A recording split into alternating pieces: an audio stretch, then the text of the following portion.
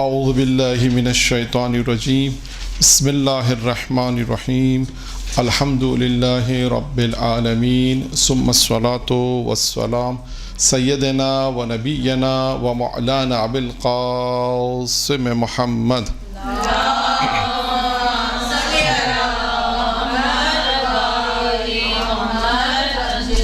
وآل بیتہ الطیبین الطاہرین اما بعد قال نبی کریم صلی اللہ علیہ وآلہ وسلم انا مدینۃ وعلی بابھا.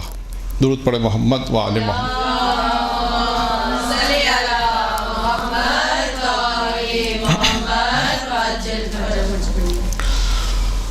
آج کا بابرکت دن ہے اور سب سے پہلے تمام مومنین مومنات کو بالخصوص ہم اپنے زمانے کے امام کو آج کے دن مولا امیر المومنین علیہ السلام کی ولادت بسعادت مبارکباد پیش کرتے ہیں اور اس کے بعد اپنے درس کا آغاز کرتے ہیں.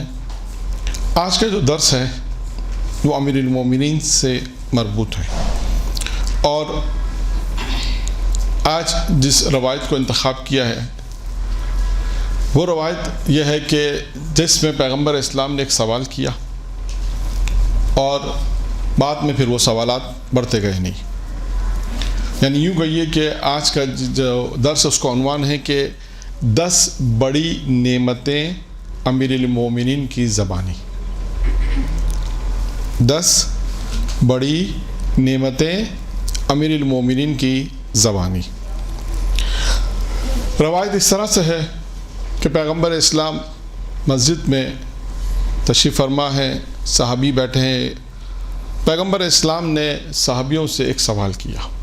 اللہ کے رسول نے سوال یہ کیا کہ تمام لوگوں سے سوال یہ پوچھا کہ یہ بتاؤ کہ اللہ کی سب سے بڑی نعمت کون سی ہے؟ اگر یہ سوال آپ سے ہی پوچھا جائے تو کیا جواب دیں گے؟ مولا کی ولایت. نہیں، پیغمبر اسلام ابھی ان لوگوں سے پوچھ رہے ہیں کہ شاید اس وقت البتہ امیر المومنین موجود ہیں، یعنی شاید ہو سکتا ہے کہ صریحاً اس وقت ولایت کا اعلان، کیونکہ غدیر سے پہلے کا واقعہ یہ.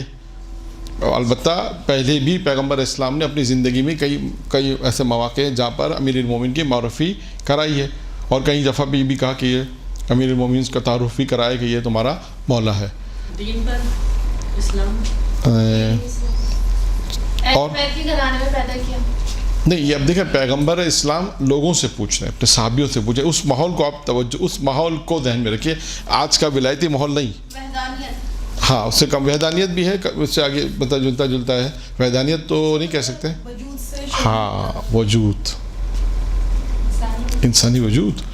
یعنی پیغمبر اسلام نے جب اب روایت بیان کرتا ہوں. پیغمبر اسلام نے سوال یہ پوچھا کہ تمام صحابیوں سے بتاؤ اللہ کی سب سے بڑی نعمت کون سی ہے؟ تو ہر صحابی نے اپنے اعتبار سے بیان کہا. کسی نے کہا کہ مال ہے، کسی نے کہا دولت ہے، کسی نے کہا عزت ہے. مختلف چیزیں جو لوگوں کی اپنی نگاہ میں تھیں انہوں نے ان چیزوں کو بیان کیا. جب پیغمبر اسلام کو اپنا مطلوبہ جواب نہیں ملا تو پیغمبر اسلام نے کہا یا علی تم بتاؤ اللہ کی سب سے بڑی نعمت کون سی ہے؟ تو امیر المومنین نے ارشاد فرمایا اللہ کی سب سے بڑی نعمت ہے کہ اللہ نے انسان کو عدم سے وجود کا لباس بخشا. انسان کا یہ وجود میں آنا یہ سب سے بڑی نعمت ہے. دیکھیں یہ نعمت ہوگی تو باقی دوسری نعمتیں ہیں نا. اگر انسان نہیں ہے تو پھر ولایت بھی کیسے قبول کرے گا؟ تو جنت کے لیے کام کیسے کرے گا؟ آزمائش کیسے دے گا؟ تو امیر المومنین نے فرمایا کہ اللہ کی سب سے بڑی نعمت کون سی ہے؟ اللہ کی سب سے بڑی نعمت کیا ہے؟ انسانی وجود. یعنی عدم سے انسان کا وجود میں آنا، یہ وجود جو وجود ہے انسان ہے، یہ سب سے بڑی نعمت ہے. اور یہاں پر میں خود امیر المومنین کی بھی ایک روایت بیان کرتا چلوں جس میں امیر المومنین نے یہ انسانی وجود کو اللہ کے وجود کے اوپر بھی ثابت کیا. یعنی اللہ کا جو وجود ہے، دلیل لوگ دلیل مانگتے ہیں نا کہ اللہ کے وجود کی کیا دلیل ہے. تو امیر المومنین کے پاس ایک فلسفی آیا اور آنے کے بعد اس نے امیر المومنین سے ایک سوال پوچھا. اپنے شاگردوں کے ساتھ آیا اور کہا کہ میں علی سے ایسا سوال پوچھوں گا کہ وہ جواب نہیں دے سکیں گے. یہ سوال اپنے شاگردوں سے کہا. اس کے بعد علی علیہ السلام کی خدمت میں پہنچے اور علی سے سوال کیا کہ بتائیے وجود خدا پہ کیا دلیل ہے. کیا سوال کیا؟ वजूद खुदा पे क्या दलील है? अमीर मोमिनी ने क्या कहा? अमीर मोमिनी ने उससे सवाल ये पूछा और कहा, बताओ तेरा वजूद है? पहला सवाल, सिंपल सवाल पूछा। अमीर ने पूछा, बताओ तेरा वजूद है? उसने कहा मेरा वजूद है। मैं कैसे अपने वजूद का कैसे इनकार कर, कैसे मैं कहूँ मैं नहीं हूँ? तो मैं हूँ। तो उसने कहा कि हाँ मेरा वजूद है। अली ने दूसरा सवाल पूछा कि ये बताइए, अली का ये बता कि तेरा वजूद खुद बे खुद वजूद में आया या किसी ने इसे वजूद दिया? क्या सवाल पूछा? तेरा वजूद में आया या किसी ने वजूद दिया? वो वहां से उठा और वापस आ गया।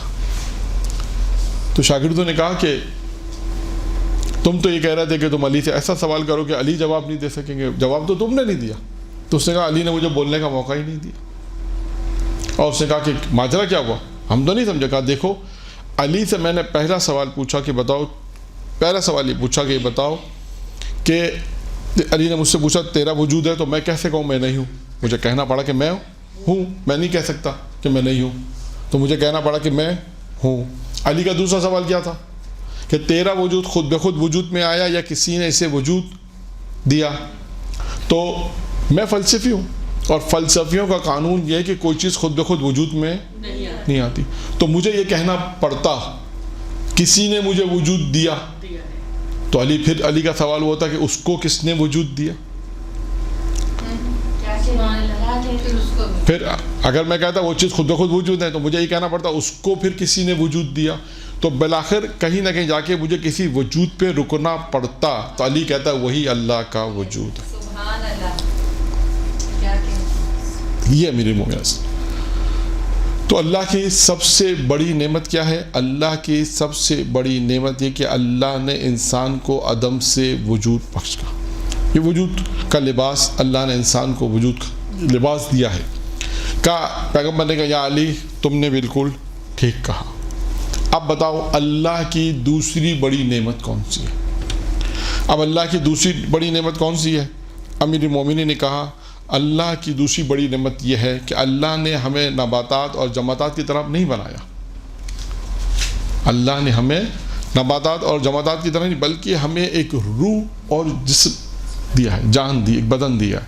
हमें एक रूह, अल्लाह ने रूह अता की है और एक जिस्म दिया है। आप देखिए ये रूह और जिस्म ये जो जान है इंसान की, आप देखिए ये दो चीज़ें हैं। रूह क्या है? नज़र नहीं आती, लेकिन इंसान के अंदर रूह मौजूद है। ये जिस्म है जो सामने नज़र आता है, जिसमें जान है, जो बॉडी हरकत करती है। फिज़िकली तौर पे इंसान इबादत करता है, नमाज़ पढ़ता है, रोज़े रखता है, सारी इबादत फिज़िकली तौर पे इंसान अंजाम देता है। ये इसके जिस्म जो बॉडी अल्लाह ने दी है ये वो। अब यहाँ पर भी खुद अमीरुल मोमिनीन अली इब्न अबी तालिब अलैहिस्सलातु वस्सलाम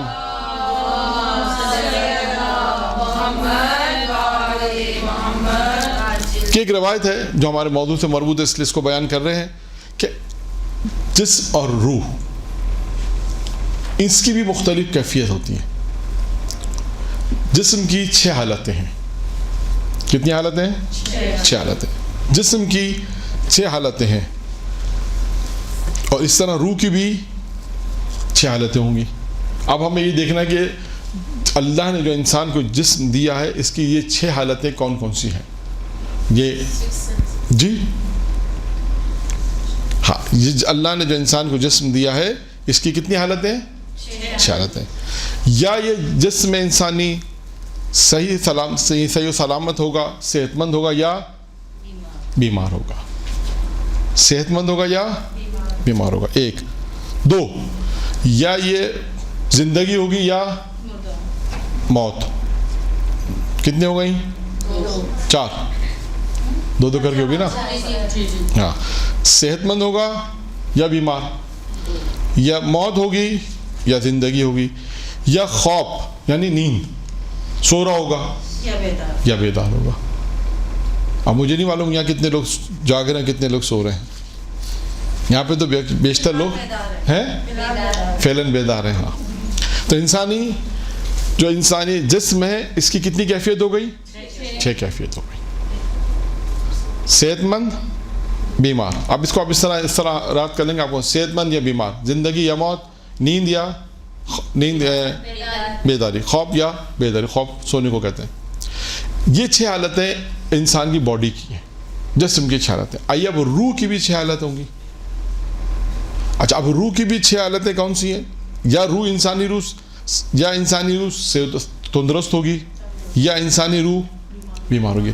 تو اب سوال ہے کہ انسانی جو روح ہے اس کی سلامتی کیا ہے؟ دیکھیں اگر ظاہری اعتبار سے انسان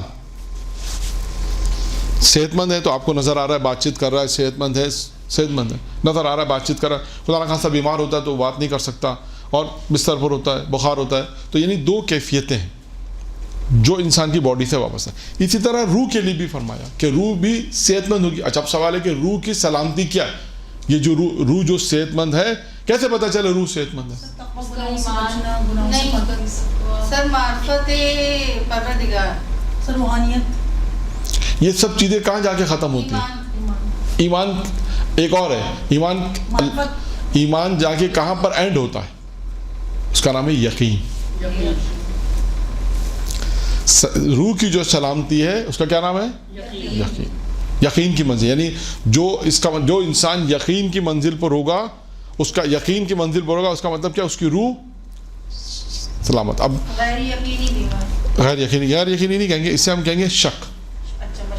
شک جسے خدا نہ خاصا شک کی بیماری ہوتی ہے نا، جسے بہت سے لوگوں کو آپ نے دیکھا وضو میں، طہارت میں، بالآخر وضو وغیرہ میں زیادہ پانی پہنچا نہیں پہنچا 6 دفعہ ڈالتے ہیں، 8 دفعہ 10 دفعہ. ہاں بس یہ بھی مسئلہ ہے. تو خیر یہ مسائل ہوتے ہیں. تو یا یہ شک ہوگا طہارت وغیرہ کا، یا انسان کے ایمان کا شک ہوگا یہاں پر. یعنی انسان کی روح، یا تو یہ بھی ہو سکتا ہے کہ انسان کی روح ہاں نبی ہاں یہ یہاں پر مراد یہ ہے، کیونکہ یقین پختہ معنوں میں کہ اللہ پہ یقین مائنڈ میں آتے رہتے ہیں کہ یہ چیز ہم نے غلط کری ہے، ہو سکتا ہے یہ ٹھیک ہو. اس طریقے نہیں، دیکھیں ایک دفعہ ہوتا ہے کہ آپ کا یقین، دیکھیں آپ کا یقین اللہ پر ہے، یہ بات طے ہے. اب آپ کو شک کس چیز کا ہو رہا ہے؟ یہ شک نہیں ہو رہا کہ اللہ ہے یا نہیں ہے. آپ کو مولا علی طاقتور اتنے تھے کہ نہیں تھے، بس ایسے تو نہیں کہہ دیا یہ حضرت عباس کی فضیلت ہے یا نہیں ہے یا کچھ اور نہیں. یہ وہم ہوتا ہے، عموماً لوگوں کو وہم ہوتا ہے. شک نہیں کہہ سکتے کیونکہ جس کا یقین علی پہ ہوگا اس کی یا عموماً تقریباً ہاں عموماً ایسا ہے کہ لوگوں کو اس بات پہ یقین ہے کہ وہ بہادر تھے. اصل میں دیکھیں ہاں دوسرے لوگوں کے لیے بھی یہ ہو سکتا ہے کہ وہ شک کرتے ہیں، دوسرے لوگ ہو سکتا ہے اس بات پہ شک کریں. بالکل صحیح کہہ رہے ہیں کہ یہ عام مومنین تو یقین رکھتے ہیں، لیکن دوسرے لوگوں کے وہ بعض اوقات خدا نہ خاصا بعض باتیں ایسی کہہ بھی دیتے ہیں ان کی شان میں کہ کیسے ممکن ہے کہ کام ایسے کیسے کر دیا علی نے، امیر المومنین نے کام کیسے کر دیا، یا امام حسین نے کام کیسے کر دیا. تو اس کا مطلب ہم کہتے ہیں ان کی روح ابھی بیمار ہے. یہ شک کی روح ان کی شک کی شکار ہے، یعنی روح ان کی بیمار ہے. یعنی یہ بتانا چاہتے ہیں امیر المومنین روایت میں یہ بتانا چاہتے ہیں کہ روح کی بھی جو 6 صورتحال ہیں جو جسم کی طرح ہیں، تو وہ کیا صورتحال ہے، کنڈیشن کیا ہے؟ جیسے بدن تو آپ کو نظر آ رہا ہے، سوتا ہوا نظر آ رہا ہے کہ بدن سو رہا ہے خواب میں مثلا، یا تندرست ہے. تو روح کیسے تندرست ہوگی؟ کیسے پتہ چلے کہ انسان کی روح بھی تندرست ہے؟ یہ کیسے پتہ چلے گا؟ امیر نے فرمایا روح کی تندرستی انسان کے یقین پر. جس آدمی کا اللہ پہ یقین، رسول پہ یقین، ولایت پہ یقین، قیامت پہ یقین، ان چیزوں پہ جن کا یقین ہو کہ ہاں یقین. دیکھیں بہت سے لوگ یقین پختہ ہوتا ہے. ابھی وقت نہیں ہے ورنہ میں آپ کو اشارہ کر دوں ایک واقعے کا. آپ نے سنا روح الحیات میں اللہ مجلس نے لکھا، یہ روایت بھی روح الحیات میں جو میں بیان کر رہا ہوں، یہ 10 نعمتوں والی روایت، یہ بھی اللہ مجلس نے روح الحیات میں لکھی. وہ یہ روایت بھی یقین کہ پیغمبر اسلام جب اپنے صحابی کے ساتھ نماز ظہر کے بعد کہتے ہیں نکلے باہر، کیا دیکھا کہ ایک شخص نے اپنے قمیض یا کرتا اتارا ہوا ہے اور زمین پہ اس عرب کی گرمی شدید دھوپ میں زمین پر اپنے آپ کو مسل رہا ہے، لیٹ رہا ہے. تو اللہ کے رسول نے پوچھا تو کیا کر رہا ہے؟ تو کہا میں اپنے نفس کو مزہ چکھا رہا ہوں. پھر اللہ کے رسول سے سوالات کی، کہا کہ میں جنت کو بھی دیکھ رہا ہوں، جنت میں لوگوں کو نعمتیں جو ہے وہ دیکھ رہا ہوں، جہنم میں دیکھ رہا ہوں کہ لوگ کے ساتھ جب آنکھیں بند کرتا ہوں اور آنکھیں کھولتا ہوں سارے مناظر دیکھتا ہوں. یہ میں آپ کو سرسری سے واقعہ سنا رہا ہوں جو. تو اس وقت اللہ کے رسول نے اپنے صحابیوں سے کہا کہ یہ یقین کی منزل پہ پہنچ گیا. کتاب خود ایک کتاب کا نام ہے آیت اللہ دستگیر کی کتاب، اس کا نام ہی یقین رکھا. اس میں دیکھیں یقین کے واقعات ملیں گے آپ کو، یقین کسے کہتے ہیں، خود ایک موضوع ہے یقین. تو یقین وہ چیز ہے جو انسان ایک پہنچتا ہے، جیسے یعنی سلامتی روح، یعنی اس کا مطلب کیا ہے؟ یقین. وہ آدمی یقین کی منزل پر ہے، نمبر 1. نمبر 2، اس کی روح اگر بیمار ہے تو اس کا کیا مطلب ہے؟ شک میں مبتلا ہے، یعنی عقائد کے اعتبار سے. نمبر 3، انسان کی जिस्म, इंसान का जिस्म जो होगा या मौत में होगा या ज़िंदगी में, इसी तरह रूह भी मर्ग में होगी यानी मौत में होगी या ज़िंदगी में होगी। अब हमें कैसे पता चले कि इंसान की ये रूह है, ये रूह जो है मर गई है, कैसे पता चले, क्या दलील है? का जहालत, जहालत। और उसके मुकाबिल में क्या है? इल्म। तो ज़िंदगी, रूह की ज़िंदगी किस में है? इल्म में। और रूह की मौत किस में है? जहालत। यानी अगर किसी का इल्म नहीं होगा तो हम क्या कहेंगे? इसकी रूह मुर्दा है, नहीं कहते इसकी रूह मर गई है। इसका मतलब क्या? इल्म नहीं है। और जो बहुत से लोग होते हैं जिनकी रूह शाद होती है, कहते हैं इनके पास इल्म है, इसका मतलब इनकी रूह शाद है, रूह जिंदा है। जिंदगी और मौत। और आखिरी चीज़ क्या रह गई? ख्वाब और बेदारी। इंसान जैसे सोता है पता चल जाता है, इंसान जागता है पता चल जाता है, इसी तरह रूह भी इंसान की जागती है और सोती है। रूह का जागना यानी ख्वाब, नींद। अगर रूह सो रही है तो क्या मतलब है इसका? ये इंसान गफलत में। नहीं कहते कि इसको बेदार करो। एक देखिए, एक जुमला है कहीं किसी किताब में पढ़ा था कि सोते हुए इंसान को उठाना आसान है, गफलत से किसी को बेदार करना मुश्किल होता। ये है। तो रूह, अगर इंसान की रूह गफलत में है, इसका मतलब, अगर इसका मतलब है उसकी रूह जो है वो ख्वाब है यानी नींद में, गफलत में। और रूह अगर बेदार है, इसका क्या मतलब है? इंसान होशियार है, अपनी इन तमाम चीज़ों की हिफाजत कर रहा है जो हमने पढ़ी। होशियार है, समझदार है, हिफाजत करता है इन चीज़ों की जो हमने पढ़ी हैं, 5 चीज़ें। इसका मतलब है इसकी रूह बेदार है। ये दूसरी बड़ी नेमत का जिक्र आया था, तो मैंने एक रवायत ज़िमनी तौर पे, वो भी अमीर मोमिन की रवायत थी, वो आपके सामने बयान की कि दूसरी बड़ी नेमत क्या है? दूसरी बड़ी नेमत यह है कि अमीर ने फरमाया अल्लाह ने इंसान को रूह और जिस्म और ये जान चीज़ें अता की हैं। पैगम्बर ने फरमाया अली तुमने बिल्कुल ठीक कहा। तीसरी बड़ी नेमत का, तीसरी बड़ी नेमत कौन सी है? अमीर ने फरमाया अल्लाह ने इंसान को तीसरी बड़ी नेमत दी है। वो क्या दी है? कि इंसान को एक ख़ास शक्ल देकर पैदा किया है। देखिए, दरख्त की तरह नहीं है इंसान, हर इंसान एक ख़ास शक्ल देकर, अमीर ने फरमाया अल्लाह ने इंसान को एक ख़ास शक्ल देकर पैदा किया। का पैगम्बर ने कहा अली तुमने बिल्कुल ठीक फरमाया। अल्लाह की चौथी बड़ी नेमत, अल्लाह की चौथी बड़ी नेमत क्या है? हज़रत अली ने फरमाया या रसूलल्लाह, अल्लाह की चौथी बड़ी नेमत ये कि अल्लाह ने हमें हवासे ज़ाहिरिया और बातिनिया से मुमताज़ किया। ये हवासे ज़ाहिरिया जो जिसे हवासे खमसा हम कहते हैं ना, कि इंसान, हवासे खमसा क्या है? नहीं, हवासे खमसा मशहूर है, एक मिनट, हाँ, ये हवासे खमसा है। ये चखना है, सुनना है, सूंघना है, देखना है, लम्स करना है, ये सारी चीज़ें जो है ये है। तो फरमाया अल्लाह ने इंसान को ये हवासे खमसा, ये ज़ाहिरिया है जिससे इंसान दर करता है, और बातिनिया है जिससे इंसान, ये इन चीज़ों से मुमताज़ करार दिया है कि इंसान को हवासे ज़ाहिरिया और खमसा, हवासे ज़ाहिरिया और बातिनिया तक है। का पैगम्बर ने कहा अली तुमने बिल्कुल ठीक फरमाया। पांचवी बड़ी नेमत कौन सी है? चौथी वही हवा से खमसा। हवा से खमसा यानी खमसा वही 5, खमसा कहते हैं 5। हवा से यानी ये जो चीज़ें जिससे हम दर करते हैं, जिससे हम ये हवा से खमसा की मिसाल होती है, ज़ाहिरिया भी हैं, बातिया भी हैं। यानी हवा से खमसा, हाथ से हम किसी चीज़ को लम्स कर सकते हैं, चेक कर सकते हैं, आँखों से देखते हैं, नाक से सूंघते हैं, और ज़बान से चखते हैं और कान से सुनते हैं। ये कहते हैं हवा से खमसा। ये चौथी सिफत है, चौथी बड़ी नेमत है।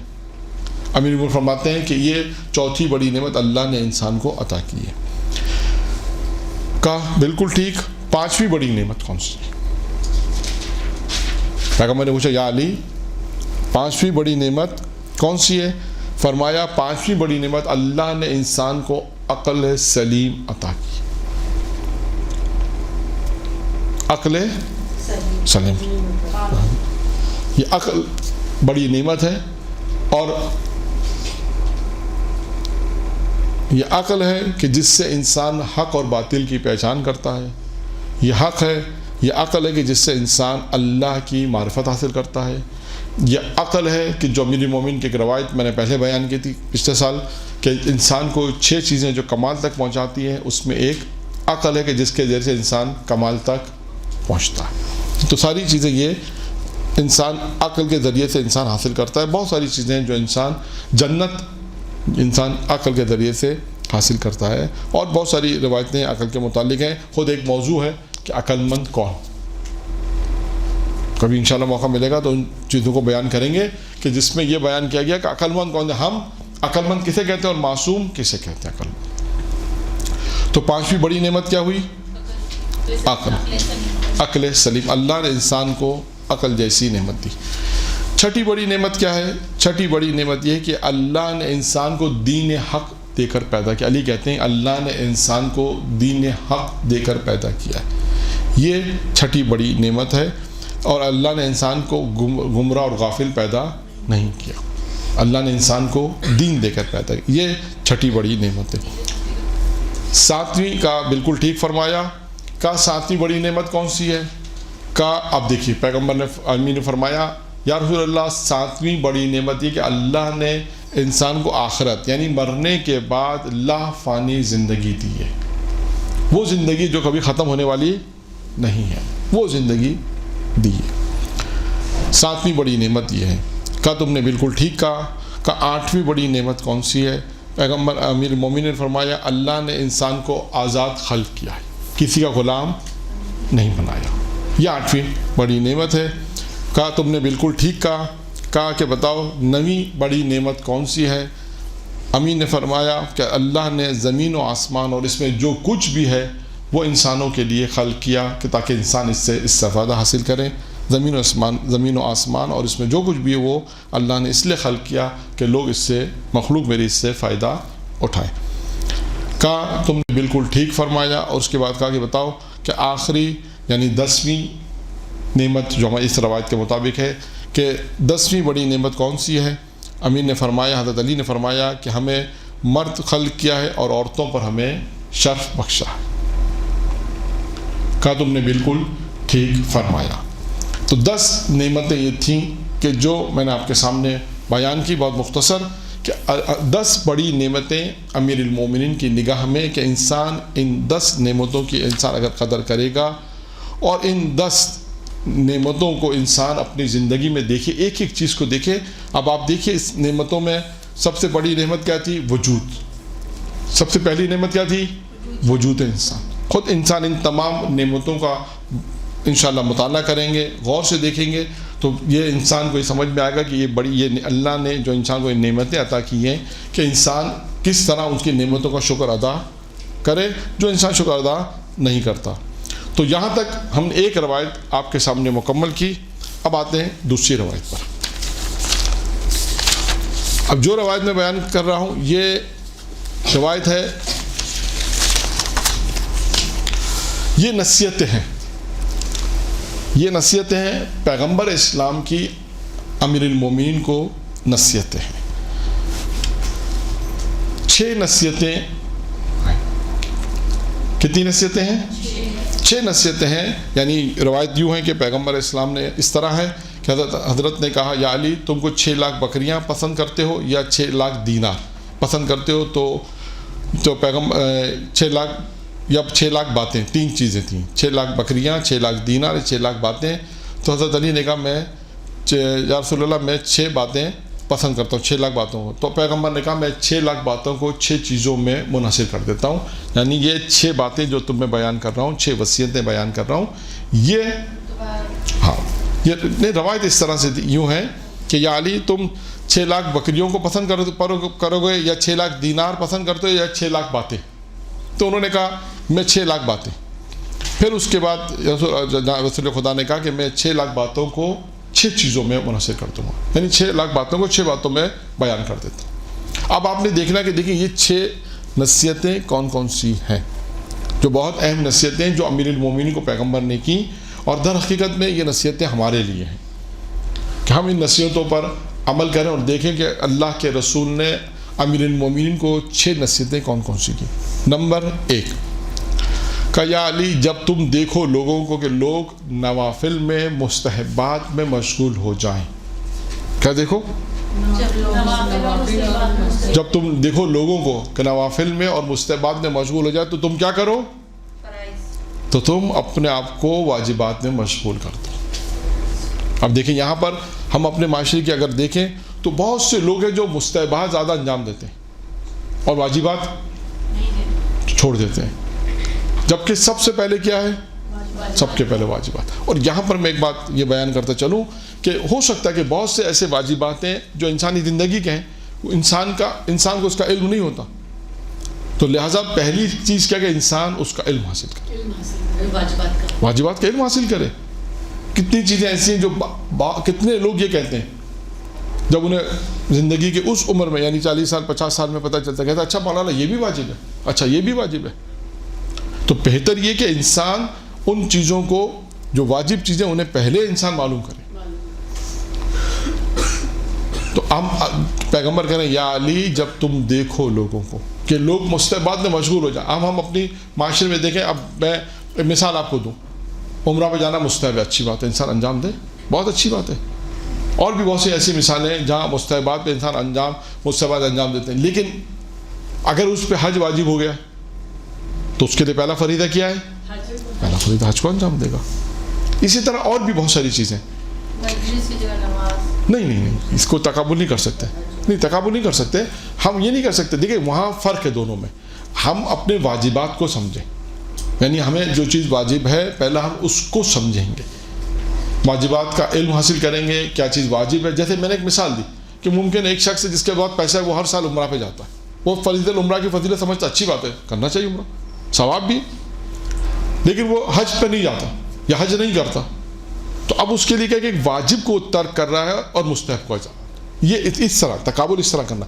یا اگرچہ ایسا نہیں ہوتا, لیکن میں ایک مثال دے دوں, ہوتا نہیں ہے لیکن شاید کچھ لوگ مستحب نمازیں پڑھیں واجب کو چھوڑ دیں, یا ہو سکتا ہے, یا یوں کہہ لیجیے اس میں بھی مثال ہے کہ کتنے ایسے لوگ ہیں جو عید کی نماز پڑھتے ہیں, کتنے ایسے لوگ ہیں جو جمعہ پڑھتے ہیں. ٹھیک ہے, پڑھنی چاہیے, جمعہ پڑھنا جانا اچھا ہے, مستحب ہے, انجام دے, کسی کو انکار نہیں ہے.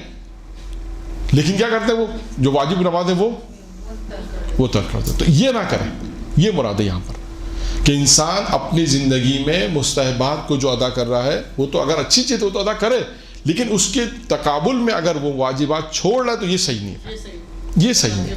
ہاں, تو پیغمبر یہ کہتے ہیں جب تم دیکھو لوگوں کو, یا علی جب لوگوں کو دیکھو لوگ مستحبات میں مشغول ہیں. یعنی فرض کریں ہم یہ دیکھتے ہیں کہ لوگ عیدین ماشاء اللہ عید کی نماز ہے پڑھ لیں, جمعہ کی نماز پڑھ لیں, لیکن واجب نماز ہے نہیں پڑھ رہے, تو یہ نہیں کریں. تو اب کیا فرمایا, مستحبات جب دیکھو لوگوں مستحبات میں مشغول ہو جائیں تو تم کیا کرو, واجبات کیا. اب اس کی اور بھی مثالیں, میں نے 1-2 مثالیں دی, ممکن ہے اور بھی کچھ مثالیں ہوں جو معاشرے میں ہوں گی. تو اسی طرح واجب سب سے پہلے ادائیگی انسان کی واجبات. پھر کہا یا علی جب تم دیکھو لوگوں کو, کیا کہا یا علی جب تم دیکھو لوگ, کیا دیکھو لوگوں کو کہ لوگ دنیا بنانے میں مشغول ہو جائیں, دنیاوی کاموں میں مشغول ہو جائیں. اب دیکھیں آج ہم کہاں لگے ہوئے, دنیاوی کاموں میں لگے ہوئے. کیا یا علی جب تم دیکھو لوگ کہ لوگ دنیاوی کاموں میں مشغول ہو جائیں تو تم اس وقت اخروی کاموں میں مشغول ہو جائیں. یعنی دنیا کا تقابل کس سے کیا بالمؤمنین ہے, آخرت سے. اور آج ہم اپنے معاشرے میں دیکھیں, آپ کسی کو بھی, ہر ایک کو آپ دیکھیں کہ صرف اور صرف اس کی جتنی بھی بھاگ دوڑ ہے کہاں پر ہے, دنیا پر. دنیا میں مشغول ہے, وہ کما بھی رہا ہے تو دنیا کے لیے کما رہا نہیں. اچھا اس کا مطلب کوئی مولانا کمانا نہیں چاہیے, نہیں کمانا چاہیے. ہمیں سب سے اہم چیز جو ہے, جو 5ویں امام کی روایت میں آیا تھا, معرفت دین, جو میں نے عرض کیا تھا, اس پہ کافی گفتگو ہوئی تھی. یہ بہت مہم ہے کہ ہمیں یہ پتہ ہو کہ کون سی چیز اہم ہے اور کون سی چیز مہم ہے. یہ نہیں ہے کہ دنیا میں اگر دنیا کمانے میں کہا مولانا دنیا میں تو ہم روزی کمائیں گے, تو کہا اللہ نے کہا ہے دنیا میں روزی کماؤ, اس میں کوئی بحث ہی نہیں ہے. یعنی تقابل کے اعتبار سے کہ اس کا مطلب ہے کہ دنیا میں اتنا اپنے آپ کو آپ مشغول کر دیں اور آخرت کو بھول جائیں, ایسا نہیں کریں, ایسا نہیں کریں. دنیاوی کاموں میں اتنا مشغول ہو گئے کہ آخرت کے متعلق پوچھے تو وہ جناب لقمان کی مثال, وہ مثال جو جناب لقمان نے کہا تھا نا, قصہ جو مشہور ہے, اللہ غفور رحیم ہے. دیکھیں دنیاوی معاملات میں انسان کتنا ایکٹیو ہوتا ہے اور کتنی اس کی عقل کام کرتی. جناب لقمان ایک سفر پر تھے تو ایک دیہات میں رکے ایک کسان کے پاس, تو اس سے کہا جب نماز شب کا وقت ہوا تو اسے اٹھایا کہ اٹھو نماز شب پڑھو. اس نے کیا کہا, خدا غفور رحیم ہے. انہوں نے کہا ٹھیک ہے چلو یہ تو مستحب ہے, نہیں پڑھا, مسئلہ نہیں ہے. پھر نماز واجب کا جب وقت ہوا اسے اٹھایا, پڑھو واجب پڑھو. تو کیا کہا اس نے, خدا نہیں میں. جہاں لقمان نے کچھ نہیں کہا. یہ آج جواب مومن بھی یہ جواب دیتے ہیں نا, نماز پڑھو واجبات کی ادائیگی, کہتا ہے اللہ کو معاف کر دے والا, اللہ معاف کر دے گا. اس نے بھی وہی کہا خدا غفور رحیم ہے. جناب لقمان نے کچھ نہیں کہا. صبح ہوئی, اس کے بعد کسان سے گفتگو ہوئی. جناب لقمان کو اس نے کہا کہ گندم کا بیج دیا کہ آپ اسے بو دیں. کہا ٹھیک ہے. جہاں لقمان گیا اور آ گئے, تھوڑی دیر بعد آئے. کہا آپ نے گندم کا بیج بو دیا؟ کہا نہیں گندم کا بیج نہیں بویا, انشاءاللہ گندم اگے گی. کہا کیسے ہوگی؟ کہا خدا غفور رحیم. تو کسان نے کہا حضور یہ کیسے ہو سکتا ہے کہ آپ نے جب گندم کا بیج نہیں بویا تو گندم کیسے اگے گی؟ تو انہوں نے کہا جواب میں کہا دیکھو دنیاوی معاملات میں تمہاری عقل کتنی کام کرتی ہے. جب تک بیج نہیں ہوگے تم جانتے ہو کہ جو چیز بوئی جائے گی وہی چیز انسان کاٹے گا. کہا آخرت کا معاملہ بھی ایسے ہی ہے. کوئی یہ ہو نہیں سکتا کہ انسان کہے کہ بھائی نہ میں نماز پڑھوں, نہ میں روزہ رکھوں, نہ میں کوئی عبادت کروں, نہ میں حج بجا لاؤں, نہ میں صدقہ دوں, نہ میں صلہ رحمی کروں, نہ کسی کا احترام کروں, نہ تمام واجبات کی ادائیگی کروں, اس کے بعد اللہ مجھے جنت دے دے. کیسے ہو سکتا ہے؟ ہر چیز میں کہے کہ وہ ہر چیز میں یہ کہے کہ جو اللہ غفور رحیم ہے. یہ نہیں ہے. یعنی امیر المومنین پیغمبر نے فرمایا امیر المومنین سے جو کہا کہ علی جب تم دیکھو لوگوں دنیاوی کاموں میں مشغول ہو گئے. اس کا کیا مطلب ہے؟ آخرت کو بھول گئے وہ لوگ. تو اب دنیا میں لگ گئے تو آخرت کو بھول گئے. کہا جب تم دیکھو لوگوں کو کہ جب دنیاوی کام مشغول ہو جائیں تو تم پھر کیا کرو, اپنے آپ کو آخرت میں مشغول کر دو. یعنی ہمارے لیے یہ کہ انسان دنیا میں, اب آپ کو میں نے عرض کیا. اچھا ایک مثال اور میں آپ کو دے دوں, دنیا کی بات آئی تو کہوں کہ لوگ یہ سوال بھی کر سکتے ہیں مولانا یہ کیسے ہو سکتا ہے دنیا میں رہے اس کی محبت نہ ہو. کرتے ہیں لوگ سوال کہ بھائی دنیا میں رہتے ہیں اور محبت نہ ہو, یہ کیسے ہو سکتا ہے؟ اس کی مثال اس طرح دی جاتی ہے. کسی نے مثال دی کہ سمندر پر اگر کشتی جا رہی ہو تو کشتی جل رہی ہے, کشتی کس صورت میں ڈوبے گی؟ جب سمندر کا پانی اس میں آ جائے گا. کہ اس کی مثال اسی طرح ہے. کہا سمندر جو ہے وہ دنیا کی مانند ہے, مومن اس کشتی کی مانند ہے. جب تک سمندر پہ کشتی چلتی رہے گی, نہیں ڈوبے گی. سمندر ہے, کشتی ہے, چلتی رہے گی. آپ نے دیکھا چل رہی ہوتی ہے. کب ڈوبتی ہے؟ کہ جب سمندر کا پانی اس کشتی میں آتا ہے. تو مثال یہ ہے کہ دنیا اس سمندر کی مانند ہے, مومن اس کشتی کی مانند ہے. اب جب مومن کے جس طرح سمندر کا پانی کشتی میں آئے گا تو کشتی ڈوبے گی, کا اسی طرح مومن دنیا میں رہے, دنیا میں رہتا رہے, کوئی مسئلہ نہیں ہے. لیکن جب دنیا کی محبت اس کے دل میں آئے گی تو اس کا ایمان ڈوب جائے گا. یہ ہے مثال, یہ ہے. تو اسی طرح یہ ممکن ہے کہ انسان دنیا میں رہے اور دنیا کی محبت نہ, بالکل اسی طرح کہ سمندر کے اوپر کشتی چل رہی ہے اور کشتی نہ ڈوبے, بالکل اس کی طرح یہ مثال اسی طرح ہی. ٹھیک ہے. یہ تو دوسری صفت کیا ہوئی؟ پہلی صفت کیا ہوئی؟ پہلی نصیحت کیا ہوئی؟ نوافل اور مستحبات میں جب تم دیکھو یا علی جب تم دیکھو لوگوں کو کہ لوگ مستحبات میں مشغول ہو جائیں تو واجبات میں کرو. تو واجبات کی ادائیگی کے لیے سب سے پہلے کیا اس کا علم ہونا ضروری ہے. نمبر 2 دوسرا کیا ہے؟ یا علی جب تم دیکھو لوگ دنیا میں مشغول ہو گئے ہیں تو تم اپنے آپ کو آخرت میں مشغول کرو, یعنی آخرت بناؤ. اب اس کی میں نے عرض کیا 2 مثالیں آپ کو دے دی کہ انسان دنیا میں رہ کر ہی آخرت بنائے گا. یہ بھی طے شدہ مسئلہ ہے. ایسا نہیں ہے کہ آخرت کو کیسے بنائے گا انسان, دنیا میں رہ کر ہی انسان آخرت کو بنائے گا. تیسری یا علی جب تم دیکھو لوگوں کے لوگ دنیا کی زیب و زینت میں لگ جائیں, دنیا کو خوبصورت بنانے لگ جائیں. دوسرا حصہ کیا ہے؟ پہلا حصہ میں ہم دنیاوی کاموں میں مشغول ہیں. دوسرا کہ یا علی جب تم دیکھو لوگ کہ لوگ دنیا کی زیب و زینت میں لگ جائیں تو تم آخرت کی زینت میں لگ جاؤ, زیب و زینت میں آخرت کو بنانے لگ جاؤ. بھئی ہم دیکھتے ہیں دنیا میں ایک گھر ہے, اب سادہ گھر ہے, انسان سادے گھر میں رہتا ہے لیکن کوشش اگر اس کا پیسہ ہے تو کیا کرتا ہے اس گھر کو سجاتا ہے, پردے اچھے بناتا ہے, ڈرائنگ روم اچھا بناتا ہے, بیڈ روم اچھا بناتا ہے, کچن آج کل بہت اچھا بننے لگا ہے تو کچن بہت اچھا بناتا ہے. ساری چیزیں ہیں کچن کے اعتبار سے. تو ہر گھر انسان اپنے اعتبار سے بناتا ہے.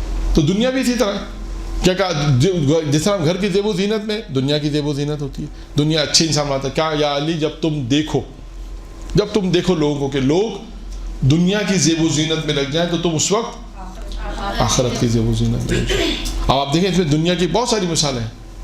دنیا میں انسان کی کتنی ساری مثالیں. انسان دنیا بنانے میں لگا ہوا ہے, انسان دنیا کو خوبصورت بنانے میں لگا ہوا ہے. اور ائمہ علیہ السلام کی جو روایتیں اور ائمہ سے روایتیں ہیں, جو واقعات ہیں, وہ سب یہی ہیں کہ آخرت کی طرف کام کرو.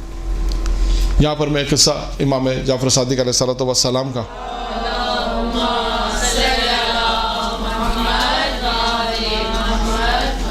کہ ایک شخص تھا جو امام کی خدمت میں آتا تھا. مدینے آتا تھا پہلے, اس کے بعد پھر مکہ جاتا تھا. مدینے آتا تھا زیارت کے لیے, امام کی زیارت پر آتا تھا, زیارت کر کے اس کے بعد وہ مکہ جاتا تھا حج کے لیے. اور کبھی ایسا کرتا تھا کہ وہ یعنی امام کے اس کا جب بھی حج کے لیے آتا تھا امام کی خدمت جاتا تھا. ایک مرتبہ اس نے امام سے کہا کہ مولا میں حج کے لیے جا رہا ہوں. امام کی خدمت میں آیا اور کہا مولا میں حج کے لیے جا رہا ہوں, یہ 10,000 دینار ہے, یہ 10,000 دینار ہے, اس میں آپ میرے لیے گھر خرید لیں. آپ دیکھیے گا بہت سے واقعات آتے ہیں گھر کے, کہ گھر خریدنے کی انسان چاہتا ہے کہ گھر اچھا ہو, اس کیا ہو. تو اس نے بھی کہا کہ مولا آپ میرے لیے گھر خرید لیں, اور یہ 10,000 دینار دے کر امام کو دیا, اور اس کے بعد وہ حج پہ چلا گیا. جب حج سے واپس آیا, میرا امام کی خدمت پہنچا, تو وہ امام سے اس نے سوال کیا, مولا میں آپ کو 10,000 دینار میں نے آپ کو دیے تھے اس لیے تاکہ آپ میرے لیے گھر خریدے. امام نے کہا, امام نے ایک سند دی اسے, ایک سند اسے دی اور کہا کہ ہم نے تمہارے لیے گھر خرید لیا. لیکن کیا کہا, اس دنیا میں نہیں خریدا, ہم نے تمہارے لیے آخرت میں گھر خریدا. ہم نے گھر تمہارے لیے آخرت میں خریدا ہے, اور جو گھر جو خریدا ہے وہ اہل بیت اطہار کے اعتراف میں ہے.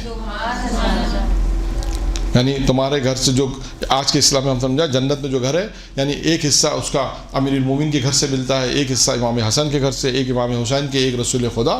اس طرح ہم نے تمہارے لیے جو گھر خریدا ہے وہ جنت میں خریدا ہے, اور اعتراف ہے ائمہ معصوم علیہ السلام کے اعتراف میں یہ گھر ہے تمہارا.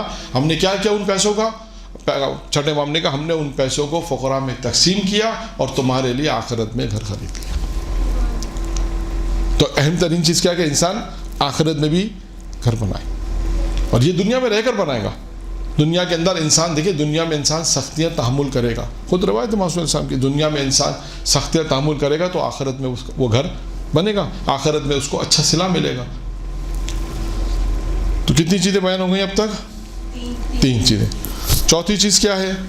چوتھی چیز ہے یا علی جب تم دیکھو لوگوں کو, یا علی جب تم دیکھو لوگوں کے کہ لوگ ایک دوسرے کے عیب نکالنے میں مشغول ہو جائیں. دیکھو لوگوں کو جب ایک دوسرے کے عیب نکالنے میں مشغول ہو جائیں تو اس وقت کیا کرو, تم اس وقت اپنی اصلاح کرو. چوتھی چیز کیا ہے؟ یا علی جب تم دیکھو دوسروں کو, یا علی جب تم لوگوں کو دیکھو کہ لوگ ایک دوسرے کے عیب نکالنے میں مشغول ہو جائیں, ایک دوسرے کی یعنی ہم کہیں عیب نکالنے برائیوں میں مشغول ہو جائیں, تو تم اپنے نفس کی اصلاح میں لگ جاؤ. یہ کام کیا ہے انسان کا؟ سب سے پہلا کیا کام ہے؟ انسان اپنے نفس کی اصلاح کرے. انسان اپنے نفس کی اصلاح کرے. یعنی جب پیغمبر نے فرمایا علی جب تم دیکھ رہے ہو لوگوں کہ لوگوں کا کیا کام ہے, جب تم لوگوں کو دیکھ رہے ہو کہ لوگ ایک دوسرے کے برائیوں میں عیب نکالنے میں مشغول ہو جائیں. آج معاشرے میں کیا ہے, فرصت ملنی چاہیے, بس تھوڑی سی فرصت مل جائے, جا دو, چاہے مرد ہو عورت ہو, فرق نہیں پڑتا, جا بھی ہو جائے. تو اس میں کیا کام کرتے ہیں ایک دوسرے کے, جبکہ روایت میں کیا آیا, پیغمبر کی ایک روایت ہے. یعنی آپ دیکھیں کتنا انسان سے انسان اچھا سلوک رکھے, یعنی اچھا تصور کرے, کتنا ہے. روایت میں ہے کہ اگر کسی کے منہ سے شراب کی بو بھی آئے, اگر کسی کے منہ سے شراب کی بو بھی آئے تو یہ خیال کرو اس نے کلی کی ہوگی, پی نہیں ہے. یہاں تو ہم ذرا سا کسی پہ دیکھتے ہیں فوراً شروع کر دیتے ہیں کہ اس نے اچھا اس نے یہ کیا, اس نے وہ کیا, فوراً ایک دوسرے پہ عیب نکالنا, برائی فوراً شروع کر دیتے ہیں. اس کے لیے کہا پیغمبر نے کہا جب تم یہ دیکھو, یا علی جب تم یہ دیکھو کہ لوگ ایک دوسرے کے عیب نکالنے میں مشغول ہو جائیں تو کیا کرو, اپنے نفس کی اصلاح کرو. تو دیکھیں سب سے پہلا کام کیا ہے, انسان اپنے نفس کی اصلاح کرے, اپنی اصلاح کرے گا. جب تک ہم اپنی اصلاح نہیں کریں گے جب تک کام نہیں ہو سکتا. یا ہم جتنی بھی یہاں پر طالبات موجود ہیں اور جتنے بھی مدرسے میں کہیں پر بھی جب تک ہم اپنی اصلاح نہیں کریں گے معاشرہ کی اصلاح نہیں ہو سکے گا. جب تک ہم اپنی اصلاح کریں گے تاکہ ہم اپنے نفس کی اصلاح کریں گے, اپنے نفس کو تنبیہ کریں گے. آئیے اس پہ بھی میں قصہ سناؤں گا اپنے نفس کو تنبیہ کیسے کرتے. یہ واقعہ ہے, محمود بادشاہ تھا, ہندوستان کا تھا محمود بادشاہ. اس کا وزیر کا, اس کا جو خاص آدمی تھا اس کا کیا نام تھا؟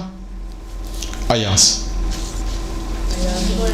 ہے نا, محمود ایاز. مجھے محمود ایک ہی صف میں کھڑے ہو گئے, محمود ایاز, نہ کوئی بندہ نہ کوئی بندہ ایاز. محمود بادشاہ تھا اور ایاز اس کا خاص آدمی تھا. یہ زندگی چل رہی تھی. اچھا اب ایاز جو تھا وہ کرتا کیا تھا؟ ایاز کیا کرتا تھا؟ ایاز نے اپنی زندگی میں ایک روٹین بنایا تھا. جب بھی بادشاہ کے محل سے نکلتا تھا, اپنے محل میں یا اپنے گھر میں جو اس کا خاص گھر تھا, اس گھر میں جانے سے پہلے ایک کوٹھی کہہ لیجیے, ایک کمرہ کہہ لیجیے, جہاں وہ کچھ دیر کے لیے جاتا تھا اور وہ کمرے میں کسی کو آنے نہیں دیتا تھا. الاؤ نہیں تھا کوئی وہاں پر آئے, کوئی وہاں پر نہیں آ سکتا. وہ کمرے میں کچھ دیر کے لیے 1 گھنٹہ 2 گھنٹہ وہاں جاتا تھا اور اس کے بعد وہاں سے نکل کے پھر وہ اپنے گھر میں آتا تھا, یا اس نے اپنے گھر کے ساتھ ہی ایک کمرہ ایسا بنا رکھا تھا. یہ سارے لوگ جو بادشاہ کے ارد گرد ہوتے ہیں نا, یہ سب دیکھ رہے ہوتے ہیں, یہ عیب نکالنے میں مشغول ہو جائے. یہ دیکھا نا, ابھی ہم نے پڑھا کہ دوسروں کے عیب نکال, جب علی تم دیکھو لوگوں کو ایک دوسرے کا عیب نکالنے میں مشغول ہو جائے. یہ آدمی, یہ وزیر وزراء جو تھے, یہ سب یہ کرتے تھے. دیکھتے تھے یہ ایاز وہاں کمرے میں جا رہا ہے, کیا کر رہا ہے, اس نے کوئی خاص کام. اور تو بادشاہ کے, آج کے اسلام میں کہیں بادشاہ کے کان بھر دیے. کیا بھرے بادشاہ کے کان؟ کہ حضور آپ کے یہ مرنے کا انتظار کر رہا ہے, اس نے یہ مال و دولت جمع کر رکھی, اس نے یہاں پر مال و دولت جمع کر رکھی ہے. یہ روزانہ اس کمرے میں جاتا ہے, 1 گھنٹہ 1.5 گھنٹہ بیٹھتا ہے اور وہاں اپنے مال و دولت کو دیکھتا ہے, اور تاکہ جو ہے تاکہ آپ مرے تو یہ سب پہ قبضہ کر لے. کیونکہ ایاز وہ تھا کہ جس نے بہت جلد ترقی کی تھی بادشاہ کے نظر. یہ تھا, دیکھیں لوگوں میں حسد ہوتا ہے نا کہ بہت زیادہ لوگ جو ترقی کرتے ہیں, چاہے مال کے اعتبار سے, شہرت کے اعتبار سے, تو ایک چیز انسان کے اندر پیدا ہوتی ہے, اس کا کیا نام ہے؟ حسد. تو یہ ایاز جو تھا, اس نے بہت جلدی ترقی کی تھی بادشاہ کے پاس, اور بہت جلد بادشاہ کا خاص آدمی بن گیا تھا. تو جس کی بنا پر یہ ہوا کہ لوگوں نے, جو دوسرے اطراف میں وزیر تھے, انہوں نے بادشاہ سے شکایت کی. تو بادشاہ نے کہا اچھا ٹھیک ہے, کام یہ کرتے ہیں, جب یہ اس اوتاق میں جائے, کمرے میں جائے, تو مجھے اس وقت اطلاع کرتے ہیں. تو آج ہم اسے رنگے ہاتھوں پکڑ لیں گے. اب جیسے ایاز پہنچا اپنے اوتاق میں, کمرے میں پہنچا, وہاں پر فوراً اطلاع بھی اور بادشاہ بھی آ گیا. اب بادشاہ نے وہاں جو دیکھا وہ عجیب منظر تھا. سب سے پہلے تو بادشاہ نے دیکھا کمرہ پورا خالی, کچھ نہیں اس کمرے میں. کچھ لباس پرانے, پھٹا پرانا لباس, اور ایک جوتے, پھٹے پرانے جوتے. یہ 2 چیزیں اس کمرے میں اسے ملی, اور کچھ نہیں ملا. اس کے بعد کیا کیا؟ دیواریں کھدوائیں, زمین توڑی, شاید زمین میں دفن کیا, دیواروں میں چھپایا, سب کچھ توڑ تاڑ کے. جب اسے اس بات کا بادشاہ کو یقین ہو گیا کہ یہاں کچھ بھی نہیں ہے, کوئی مال و دولت نہیں ہے, کوئی پیسہ نہیں, کوئی ثروت نہیں, کچھ نہیں ہے, اسے اس بات کا جب یقین ہو گیا تو اس نے کہا کہ بھائی اب ماجرا کیا. پوچھا یہاں سے بھی ماجرا تو بیان کرو, ہمیں تو یہ اطلاع ملی یہاں پر کہ یہاں تو مال و دولت جمع ہے اور سب چیزیں ہیں, یہاں تو اب آ کے دیکھا تو یہاں کچھ بھی نہیں, یہاں تو صرف ایک لباس ہے جو بھی پھٹا ہوا لباس ہے, اور جوتے وہ بھی پھٹے ہوئے ہیں, اس کا کیا تعلق ہے تم سے؟ دیکھیے اب جو ایاز نے جواب دیا وہ ہمارے موضوع سے متعلق, یہ ہے زندگی. کیا کہا اس نے کہا حضور, بادشاہ سے کہا حضور جب آپ مجھے جنگل سے لائے تھے تو میرے جسم پر یہ لباس تھا اور یہ جوتے تھے. جب میں آپ کے محل میں آیا پہلی دفعہ, آپ مجھے جنگل سے جب لائے تو یہ لباس, پھٹا ہوا لباس میرے جسم پر تھا, یہ جوتے, پھٹے ہوئے جوتے میں نے پہن رکھے تھے, اور اس کے بعد آہستہ آہستہ آپ نے مجھے ترقی دی اور میں آج یہاں تک پہنچ گیا, آپ کے سامنے ہوں. تو یہ 2 چیزیں میں نے رکھی ہیں اس اوتاق میں, اور روزانہ میں آتا ہوں اس اوتاق میں, کمرے میں, اور ان چیزوں کو مخاطب کرتے ہوئے کہتا ہوں کہ دیکھ ایاز تو کچھ نہیں تھا, ایاز تو کچھ نہیں تھا, تیرے آج اگر جو کچھ ہے وہ خدا کا لطف و کرم ہے, لیکن تو کیا تھا پہلے؟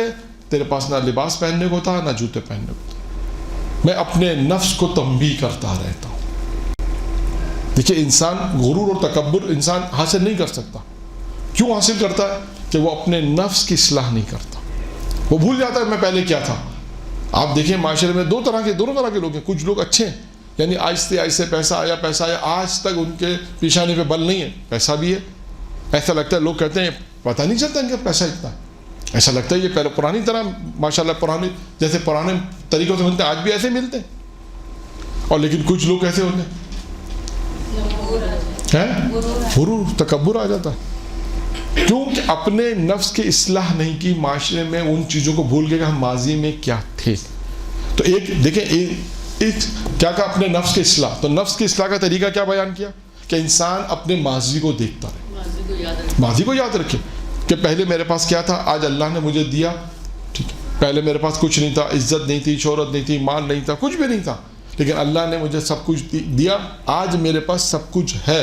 तो मुझे उस माजी को भूलना नहीं चाहिए, मुझे जो कुछ अल्लाह ने इस पर गुरूर नहीं करना चाहिए, इस पर तकब्बुर नहीं करना चाहिए कि आज अल्लाह ने मुझे इतना सब कुछ दे दिया, मैं माजी भूल जाऊँ, अपने नफ्स की इस्लाह छोड़ दे। नहीं, जो लोग भी अपने नफ्स की इस्लाह करते रहते हैं, जिसमें एक तरीका मैंने आपके सामने बयान किया कि अपने नफ्स की इस्लाह का तरीका यह है कि इंसान अपने माजी को फरामोश ना करे, अपने माजी को ना भूले। जो अल्लाह ने उसे आज इज्जत और शोहरत दी है, माल दिया है, देखे मैं पहले क्या था, अपने नफ्स को तंबी करता रहे। जो है ना मुहासिबा नफ्स, क्या यही है, मुहासिबा नफ्स भी यही है कि इंसान अपने नफ्स को तंबी करता रहे। तो यहाँ पर ये चौथी चीज़ हो गई। चौथी चीज़ जो मैंने आपके सामने बयान की वो ये बयान की कि जब या अली जब तुम देखो, किन लोग क्या चीज़ देखो, जब तुम देखो लोग एक दूसरे के ऐब निकाल मशगूल हो जाए, जो हम अपने माशरे में देखते हैं, तो उस वक्त हमें क्या करना चाहिए, सबसे पहला काम अपने नफ्स के इस्लाह करनी चाहिए। अपने नफ्स की इस्लाह का तरीका हमने आपके सामने एक वाक़े के ज़रिए बयान किया कि देखें ये अयाद और महमूद जो बादशाह था उसका ये किस्सा तारीख़ ने लिखा है, और इस तरह ये वाक़े पेश आया। इस वाक़े से हमें ये दर्स लेना चाहिए कि इस वाक़े में ये बयान किया गया ख़ास तौर पे कि किस तरह अयाज़ ने अपने माजी को फरामोश नहीं किया, गुरूर तकब्बुर नहीं किया, और जिसकी बिना पर क्या हुआ, जिसकी बिना पर वो उस मकाम पर बाकी रहा। वरना अगर आहिस्ते आहिस्ते अगर उसको दौलत आती रही, वो अपने माजी को अगर अपने नफ्स इस्लाह नहीं करता तो हो सकता है गुरूर तकब्बुर में मुब्तला हो जाता। फर्श के साथ उसकी भी उधर हो जाती है। हाँ ऐसे ही बिल्कुल फ़र्श के साथ उसका भी उधर दिया जाता है, बिल्कुल सही, ऐसा ही है। तो ऐसा ही होता है।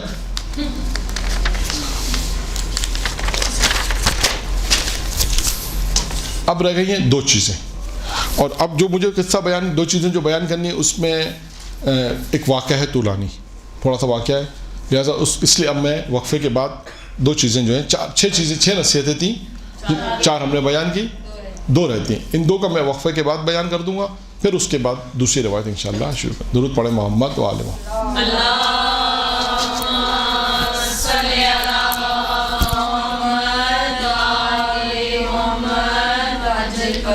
हमारी गुफ्तगू चल रही थी अमीरुल मोमिनीन पैगम्बर इस्लाम ने अमीरुल मोमिनीन को जो 6 नसीहतें की, उस पर हमारी गुफ्तगू चल रही थी। हमने अब तक आपके सामने कितनी चीज़ें बयान की, कौन कौन सी? मुस्तहबात और नवाफिल में मशगूल देखो तो वाजिबात अदा करो, एक दुनियावी कामों में देखो तो अखरती कामों को अंजाम दो, दो दुनिया की ज़ेब ज़ीनत में देखो तो आखिरत की ज़ेब ज़ीनत में लग जाओ, तीन और चौथी लोगों को मशगूल देखो तो अपने नफ्स की इस्लाह, नफ्स की इस्लाह करो, यानी अपनी इस्लाह करो, यानी अपने नफ्स की, यानी अपने नफ्स को तंबीह करो, जैसे मैंने आपके सामने वाक़या बयान किया। अब ये 5वां, या अली जब तुम देखो लोगों को कि लोग कसरत अमल में पड़ जाएं या कसरत अमल में मसरूफ़ हो जाएं, तो तुम उस वक्त इखलास का नमूना बन जाओ। क्या कहा? कसरत अमल, यानी बहुत नमाज़ें, बहुत ज़्यादा नमाज़ें, बहुत ज़्यादा कसरत अमल, मुख्तलिफ नमाज, दुआ, इबादत, बहुत ज़्यादा अमल करने में लग जाओ। क्योंकि देखें आप रवायत में है ना कि परवरदिगार आलम को जो है वो तादाद नहीं, क्वालिटी चाहिए होती है, क्वांटिटी नहीं बल्कि क्वालिटी चाहिए, इखलास चाहिए, ये है। तो यहाँ पर भी क्या कहा, जब तुम देखो लोगों को कसरत अमल में लोग मसरूफ़ हो जाएं। अब कसरत अमल बहुत सारे हो सकते हैं, यहाँ पर कोई एक अमल नहीं कहा, कसरत अमल में जब देखो लोग कसरत अमल में मशगूल हो जाए, तो तुम उस पर क्या करो, अपने आप को इखलास का नमूना बनाओ, यानी इखलास, खुलूस, जी कहते हैं ना एक अमल हो लेकिन, हाँ एक अमल हो लेकिन नेक हो, हाँ मतलब इखलास का नमूना बन जाओ। अब ये इखलास क्या चीज़ है? इखलास किसे कहते हैं? खुदा के लिए दे दो, खुदा के लिए अंजाम दे, मसलन कोई दिखावा ना हो, और ریاکاری نہ ہو, دکھاوا نہ ہو, انسان خالصتاً اللہ کے لیے انجام دے. اب اس اخلاص کو سمجھانے کے لیے میں آپ کو 2 واقعات بیان کرتا ہوں تاکہ دیکھیں اخلاص کسے کہتے ہیں. ویسے تو بہت سارے واقعات ہیں لیکن 2 واقعات جو تاریخ نے لکھے ہیں اور بھی کتابوں میں, مختلف کتابوں میں موجود ہیں. پہلا واقعہ ہے کہ اخلاص کسے کہتے ہیں. دیکھیں اخلاص, انسان اگر اخلاص سے کام کو انجام دے تو اس کا نتیجہ کیا ہوتا ہے. ہم نے بعد میں نتیجے تک بھی پہنچنا ہے. آیت اللہ مراشی نجفی آپ نے نام سنا ہوگا, تقریباً آج اسی دور کے ہیں, تقریباً 90 میں ان کا انتقال ہوا, تقریباً کتنے 30 سال پہلے ان کا انتقال ہوا. آیت اللہ مراشی نجفی نے خواب دیکھا ایک, اور خواب میں انہوں نے یہ دیکھا کہ روز محشر ہے, اللہ کے رسول کہہ رہے ہیں علی تم ان شاعروں کو بلاؤ جو عرب کے شاعر ہیں, انہیں بلاؤ تاکہ وہ کلام پڑھیں. اس کے بعد کہا علی تم اہل فارس کے شاعر کو بلاؤ, جو فارس کے رہنے والے ہیں شاعر, انہیں بلاؤ اور وہ اپنا کلام پڑھیں. آقا مرشی کہتے ہیں کہ میں نے دیکھا کہ امیر المومنین نے تبریز کا ایک شاعر شہریار, یعنی ایک شاعر تھا جو شہریار جس کا نام تھا, امیر المومنین نے اس سے کہا کہ تم نے وہ کلام پڑھو جو تم نے میرے لیے لکھا. واقعے کو غور سے سنیں, دیکھیں توجہ اس میں. کیا کہا آقا مرشی خواب دیکھ رہے ہیں, خواب میں یہ دیکھ رہے ہیں کہ پیغمبر اسلام نے امیر المومنین سے کہا کہ علی ان شاعروں کو بلاؤ جو اہل عرب سے تعلق ہے, ان سے کو کلام پڑھ لیں. پھر کہا ان سے بلاؤ جو اہل فارس کے رہنے والے. اس میں ایک شاعر تھا جس کا نام تھا شہریار, کہا اس کو بلاؤ اور اس کو کہو کہ کلام پڑھے. تو امیر المومنین نے اس کو بلا کے کیا کہا, اس کو بلا کے کیا کہا کہ وہ کلام پڑھو جو تم نے میرے لیے لکھا ہے. یہ آقا مرشی نے خواب دیکھا. ٹھیک ہے, آقا مرشی کی آنکھ کھل گئی.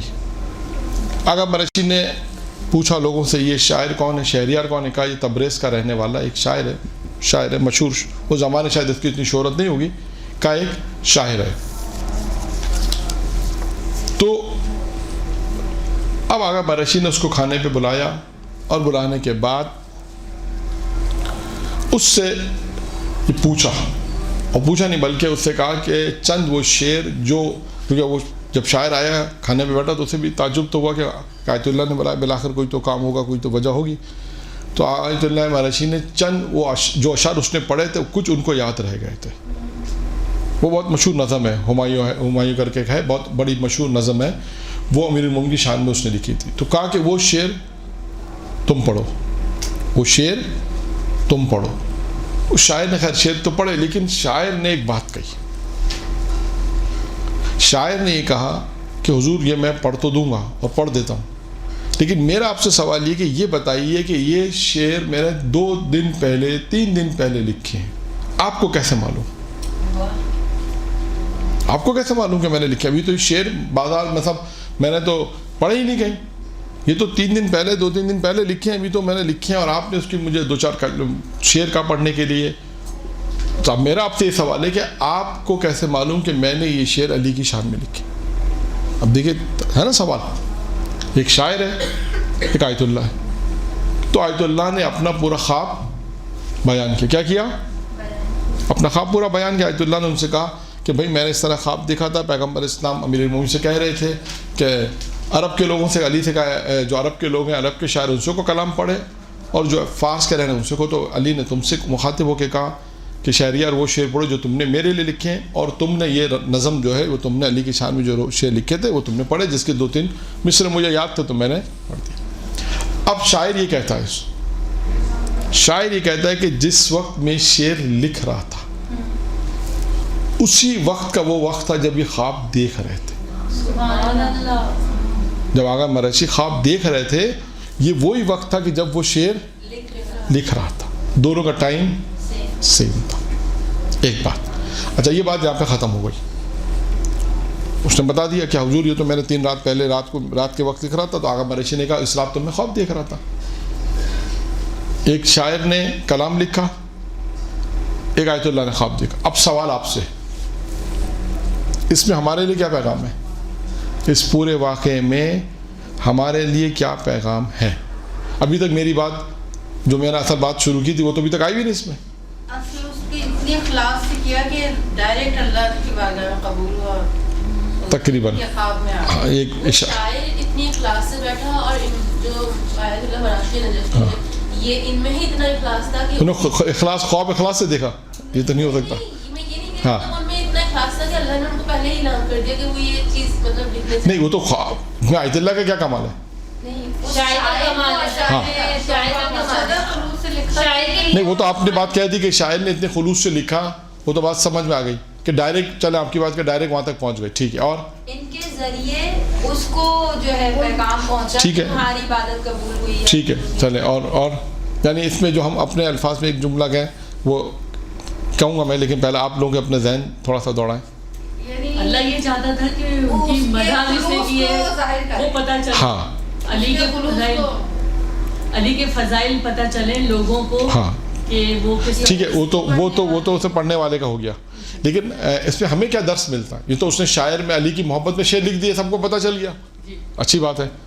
इसमें हमारे लिए क्या दर्स है, यानी इसमें हमारे लिए क्या दर्स है. यानी जब हम कोई भी शख्स इतना खुलूस से अमल करेगा तो अल्लाह पलटा के उसको दुनिया में उतनी से ज़्यादा इज्जत देगा. तकरीबन वो पहुँच गई है. मतलब इसको हम अपने अल्फाज में देखें, इसमें हम अपने अल्फाज में कहें कि अगर इंसान खुलूस से लिखे तो पहले आले मोहम्मद सुनते हैं, फिर दुनिया वाले सुनते हैं. इसको इस तरह बयान कर, ये इखलास, ये अमीरुल मोमिनीन. और क्योंकि देखें विलादत का दिन है तो इत्तेफाक से वाक़या भी अमीरुल मोमिनीन का था, ये भी अमीरुल मोमिनीन अता किया. अब दूसरा वाक़या भी अमीरुल मोमिनीन कि एक अरब में नजफ़ अशरफ का वाक़या है. वहाँ पर लोग अपनी मोहब्बत से लिखते थे. एक गैर मारूफ शायर, गैर मारूफ शायर, जो शायर जिसे शायरी भी शायद इतनी नहीं आती थी, उसने 4 मिसरे लिखे और अमीरुल मोमिनीन की ज़री में डाल दी. क्या किया? 4 मिसरे लिखे, कुछ रुबाई लिखी. लिखते हैं ना मोहब्बत, आज भी हम देखें ज़री में लोग मोहब्बत में करते हैं तो इज़हार ख़याल जो हम पैसों से करते थे कि मौला ये ज़री मिसरे डालने के भाई इबादत कबूल हो जाए. नीयत हमारे खुलूस थी कि इसमें एक ईंट भी अगर इस हरम में अगर हमारे पैसों से लग जाए तो इंसान ख्वाहिश होती कि इसलिए इंसान वहाँ देता है. तो अब उस ज़माने में तो शायर था, उसके बाद तो कुछ नहीं था. उसने 4-5 मिसरे 6 मिसरे जो जितना आता था, मारूफ भी नहीं था इतना, लोगों में इतनी शोहरत भी नहीं थी, उसने लिख के डाल दी. तो अमीरुल मोमिनीन क्या किया उसके जवाब में? क़िल्दीन, जो क्या कहते हैं, क़िल्दीन कहते हैं ना, जो फानूस, वो गिरा एक नीचे, वो गिरा नीचे. इसने कहा ये मुझे अली ने तोहफा दिया है. खादिम खड़ा हुआ था, कहा नहीं भाई ये ढीली हो गई थी, ये ढीली हो गई थी, इसे गिर गई. दोबारा लगा के देख लो. दोबारा फिर गिर गई, फिर तीसरी मरतबा लगाई, फिर गिर गई. अब ये भी फैसला नहीं कर पा रहे खादिम के, माजरा क्या सारा, लगाते हैं गिर जाती है. अपनी कहता हूँ ज़माने के मर्जे के पास पहुँचे. जब मर्जे को सारा किस्सा सुना, उसने कहा अमीरुल मोमिनीन ने इसे ये तोहफा दिया.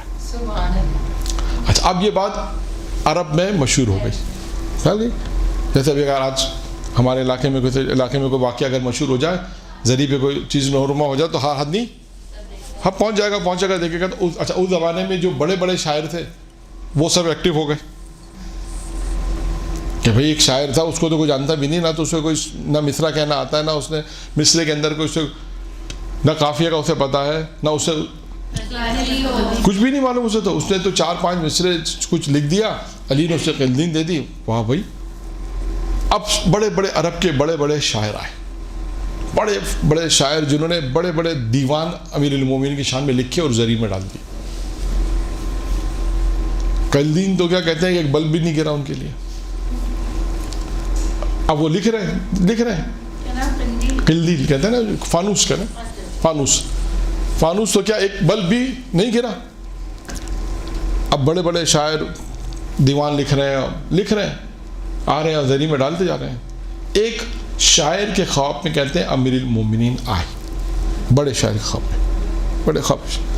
अमीरुल मोमिनीन ने अमीरुल मोमिनीन से शिकवा किया, शिकायत की कि मौला ये बात तो कंफर्म हो गई कि आपको शायरी का ज़ौक़ नहीं है.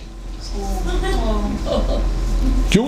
अरे मौला उसने क्या 4 मिसरे लिख दिए, उसको क्या आता है? हम हैं शायर, अरब के बड़े शायर, हमें देखिए, हमें लिखना आता है, फसाद व बलागत के शेर हमने लिखे, बड़े बड़े दीवान लिख के डाले, आपने कुछ भी नहीं दिया. अब सुनिए अली का जवाब. یہ ہے جواب جو ہمارے موضوع سے مربوط ہے. امیر المومنین نے کیا کہا؟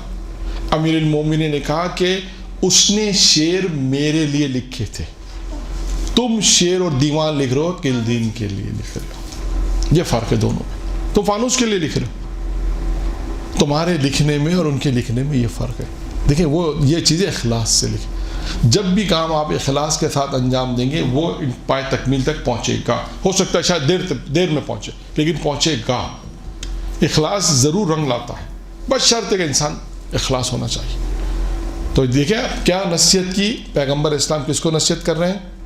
امیر المومنین کو. کیا نصیحت کی؟ یا علی جب تم دیکھو لوگ کثرت عمل میں، لوگوں کو پاؤ کثرت عمل، جب لوگ مصروف ہو جائیں تو اخلاص کا نمونہ بن جاؤ. انسان اپنے آپ کو اخلاص کا نمونہ بن جائے. دیکھیں اخلاص سے کام انجام دے. ہو سکتا ہے مشکل ہو، پریکٹیکلی طور پہ بہت سے کام ہو سکتا ہے شاید مشکل ہو، لیکن اس کا فائدہ ہے. اخلاص کے 2 مثالیں میں نے آپ کے سامنے دی، کئی مثالیں اور بھی ہیں لیکن 2 مثالیں کافی ہیں. کہ دیکھیں اخلاص سے اگر کام ہوگا تو دونوں واقعات امیر المومنین کے ہیں اور دونوں چیزیں امیر المومنین سے مربوط ہیں. کہ وہاں پر بھی امیر المومنین نے کیا کہا کہ اس نے کہ علی کے لیے لکھے تھے امیر المومنین کے اخلاص میں. تو شاید جب لکھتا ہے اخلاص کے ساتھ ہوگا تو پہلے آل محمد سنیں گے پھر لوگ سنیں گے. اور یہاں پر بھی یہ کہ اخلاص کے ساتھ تھا تو امیر المومنین اسے اسی دنیا میں اجر اس کا تحفہ، یہ ہے اخلاص. اور آخری روایت کا ٹکڑا یہ ہے کہ پیغمبر کہتے ہیں یا علی جب تم دیکھو لوگوں کو کہ لوگ،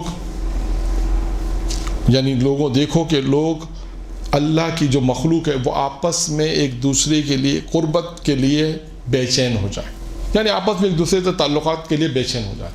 یا علی جب تم دیکھو لوگوں کو کہ لوگ آپس میں ایک دوسرے سے قربت کے لیے تعلقات کے لیے بے چین ہو جائیں تو تم اس وقت اللہ سے اپنا ارتباط پیدا کرو.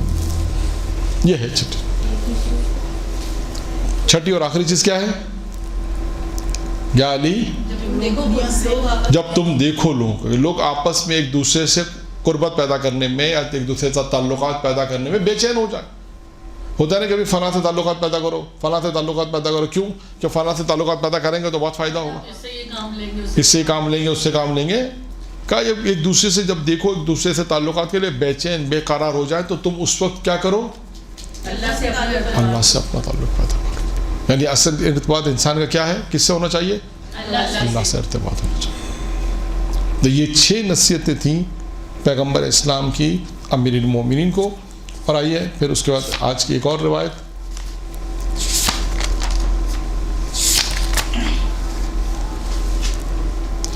یہ روایت جو ہے یہ ہے یہ بھی 6 چیزوں سے مربوط ہے. یعنی کیا ہے اس میں؟ یہ بھی روایت امیر المومنین علیہ الصلوۃ والسلام نے ارشاد فرمایا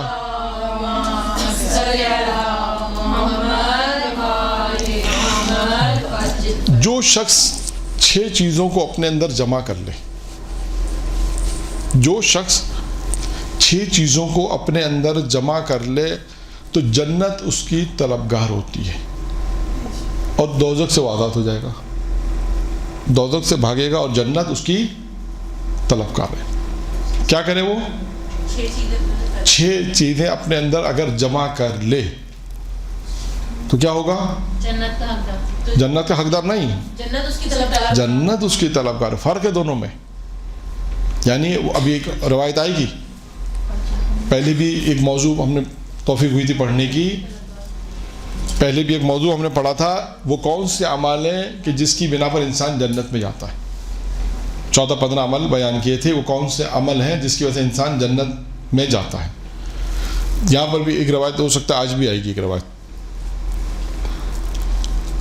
امیر المومنین فرماتے ہیں کہ 6 چیزوں کو اپنے اندر جمع کر لو. جو شخص بھی 6 چیزوں کو اپنے اندر جمع کرے گا وہ جنت اس کی طلبگار ہو جائے گی اور دوزخ سے آزاد ہو جائے گا. اب آئیے 6 چیزیں کیا ہیں؟ سب سے پہلی چیز کیا ہے؟ امیر فرماتے ہیں جو کوئی بھی اللہ کی معرفت حاصل کر لے، اللہ کی معرفت حاصل کر لے گا، اللہ کی معرفت حاصل کرے گا تو اس کی اطاعت کرے گا. اب دیکھیں اس میں 2 پہلو ہیں ان روایتوں میں. معرفت ہوگی اطاعت. اچھا اب سوال ہے کہ معرفت کیسی ہونی چاہیے؟ یعنی معرفت کسے کہتے ہیں؟ ایک سوال یہ بھی ہے نا آپ کیا دیکھیں یہاں پہ معرفت یعنی بعض اوقات معرفت ہوتی ہے انسان اللہ کو پہچان لے.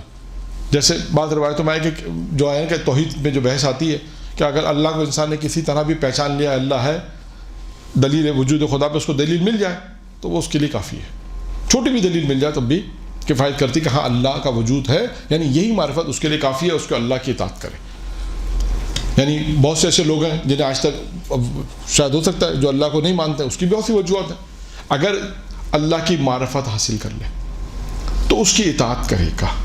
اب یہ معرفت کی میں ایک مثال آپ کو دے دوں. پہلی ایک مثال یہ ہے کہ جناب حضرت داؤد نے پروردگار عالم سے سوال کیا. اب دیکھیں یہاں پہ مراد معرفت کی کیا ہے. معرفت جو اللہ کی معرفت عطا کرے گا, معرفت مختلف جیسے ہو سکتی ہے. میں ایک مثال آپ کو دے رہا ہوں, ٹھیک ہے, تاکہ معرفت کا ایک پہلو یہ بھی ہے, یعنی یہ معرفت خدا کہ انسان اس طرح معرفت خدا کو حاصل کرے. یہ ایک مثال ہے. ممکن ہے آپ سوال کریں کہ معرفت سے کیا مراد ہے. دیکھیے میں نے عرض کیا توحید کی بحث میں ایک آ گیا ہے کہ جس اس نے اطاعت یعنی خدا کے وجود پہ اسے دلیل مل گئی, یہی کافی ہے اس کے لیے, اور اس کے بعد اطاعت اللہ کی اطاعت کرے گا. یہاں پر بھی یہی ہے کہ وہ شخص جسے اللہ کی معرفت. اب معرفت سے کیا مراد.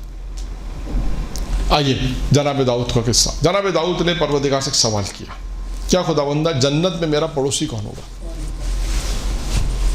سنا ہوا قصہ آپ نے؟ کون سا قصہ ہے؟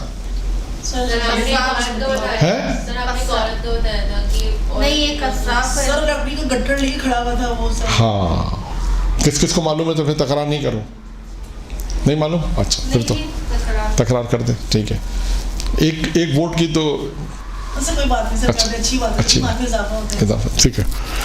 خیر وہ واقعہ اس طرح ہے کہ جناب داؤد نے پروردگار سے سوال کیا کہ خداوندہ جنت میں میرا پڑوسی کون ہوگا. خدا نے کہا جناب داؤد سے کہا داؤد شہر سے باہر جاؤ, جو شخص تمہیں پہلا نظر آئے گا وہ جنت میں تمہارا پڑوسی ہوگا, پڑوسی ہو. جناب داؤد نکلے شہر سے باہر, کیا دیکھا جناب متا, جناب یونس کے والد جناب متا ہیں. کیا دیکھا انہوں نے, دیکھا کہ لکڑیاں انہوں نے اپنے سر پہ رکھی ہوئی ہیں. پھر اس کے بعد انہوں نے دیکھا کہ گاہک آیا, انہوں نے لکڑیاں اس کو فروخت کیں. فروخت کرنے کے بعد جو رقم اسے ملی وہ واپس آ رہے تھے. تو جناب داؤد نے ان سے کہا کہ میں آپ کا مہمان بننا چاہتا ہوں. کیوں مہمان بننا چاہتے تھے؟ اس لیے کہ یہ دیکھنا چاہتے تھے ان کا کون سا ایسا عمل ہے جس کی وجہ سے یہ جنت میں میرے پڑوسی ہیں, ان کا کیا عمل ہے, کیسے پتہ چلے گا. تو لہٰذا انہوں نے کہا کہ میں آپ کا مہمان بننا چاہتا ہوں. آپ نبی خدا آئیے میرے گھر, اور لے کر آئے. اچھا جو رقم انہیں ملی تھی راستے میں انہوں نے گندم لیا اور گندم لے کے گئے.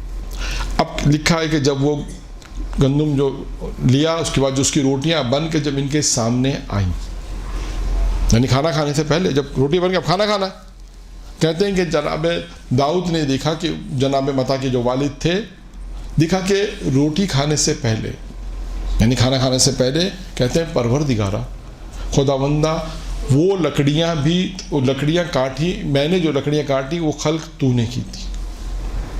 تو نے مجھے طاقت دی تو میں نے ان کو کاٹا, تو نے مجھے طاقت دی تو میں نے ان کو اٹھایا, اٹھانے کے بعد پھر میں وہاں پر لایا جہاں پہ میں نے اسے فروخت کی. تو نے وہ گاہک بھیجا جس کو میں نے یہ لکڑیاں بیچی, تو نے ہی یہ گندم اگائی جس کی روٹیاں بن کر آئیں اور میں اسے تناول کر رہا ہوں. یعنی مقصد کیا ہے کہنے کا پورے واقعے میں, ہر چیز پہ قدم قدم پر کہا پروردگارہ تو ہے.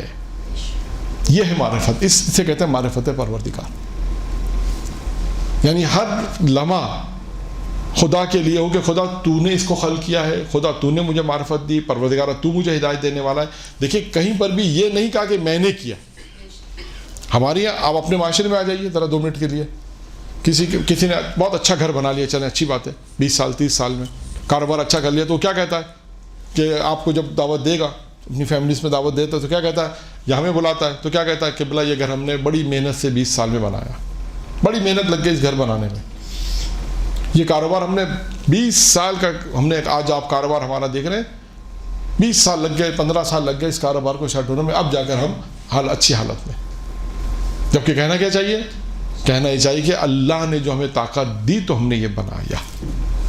بیچ میں اللہ آنا ضروری ہے, یہ زندگی میں آپ لے آئیں, ہر کام میں اللہ کو لے کر آنا چاہیے. اللہ نے ہمیں اس قابل کیا کہ ہم دوسروں کی ہدایت کر رہے ہیں. آپ مدرسے میں پڑھنے کے بعد جائیں تبلیغ کریں, کوئی بہت اچھا درس آپ نے دے دیا, تھوڑی سی اچھی واہ ہوگی تو آپ کہیں گے ارے بڑی محنت سے پڑھا ہم نے, اتنا آسان نہیں, ہم بہت محنت سے پڑھتے تھے, بہت درس لکھتے تھے جا کے. یہ نہیں, بلکہ آپ کہیں کہ اللہ نے ہمیں توفیق دی تو ہم نے کام کیا.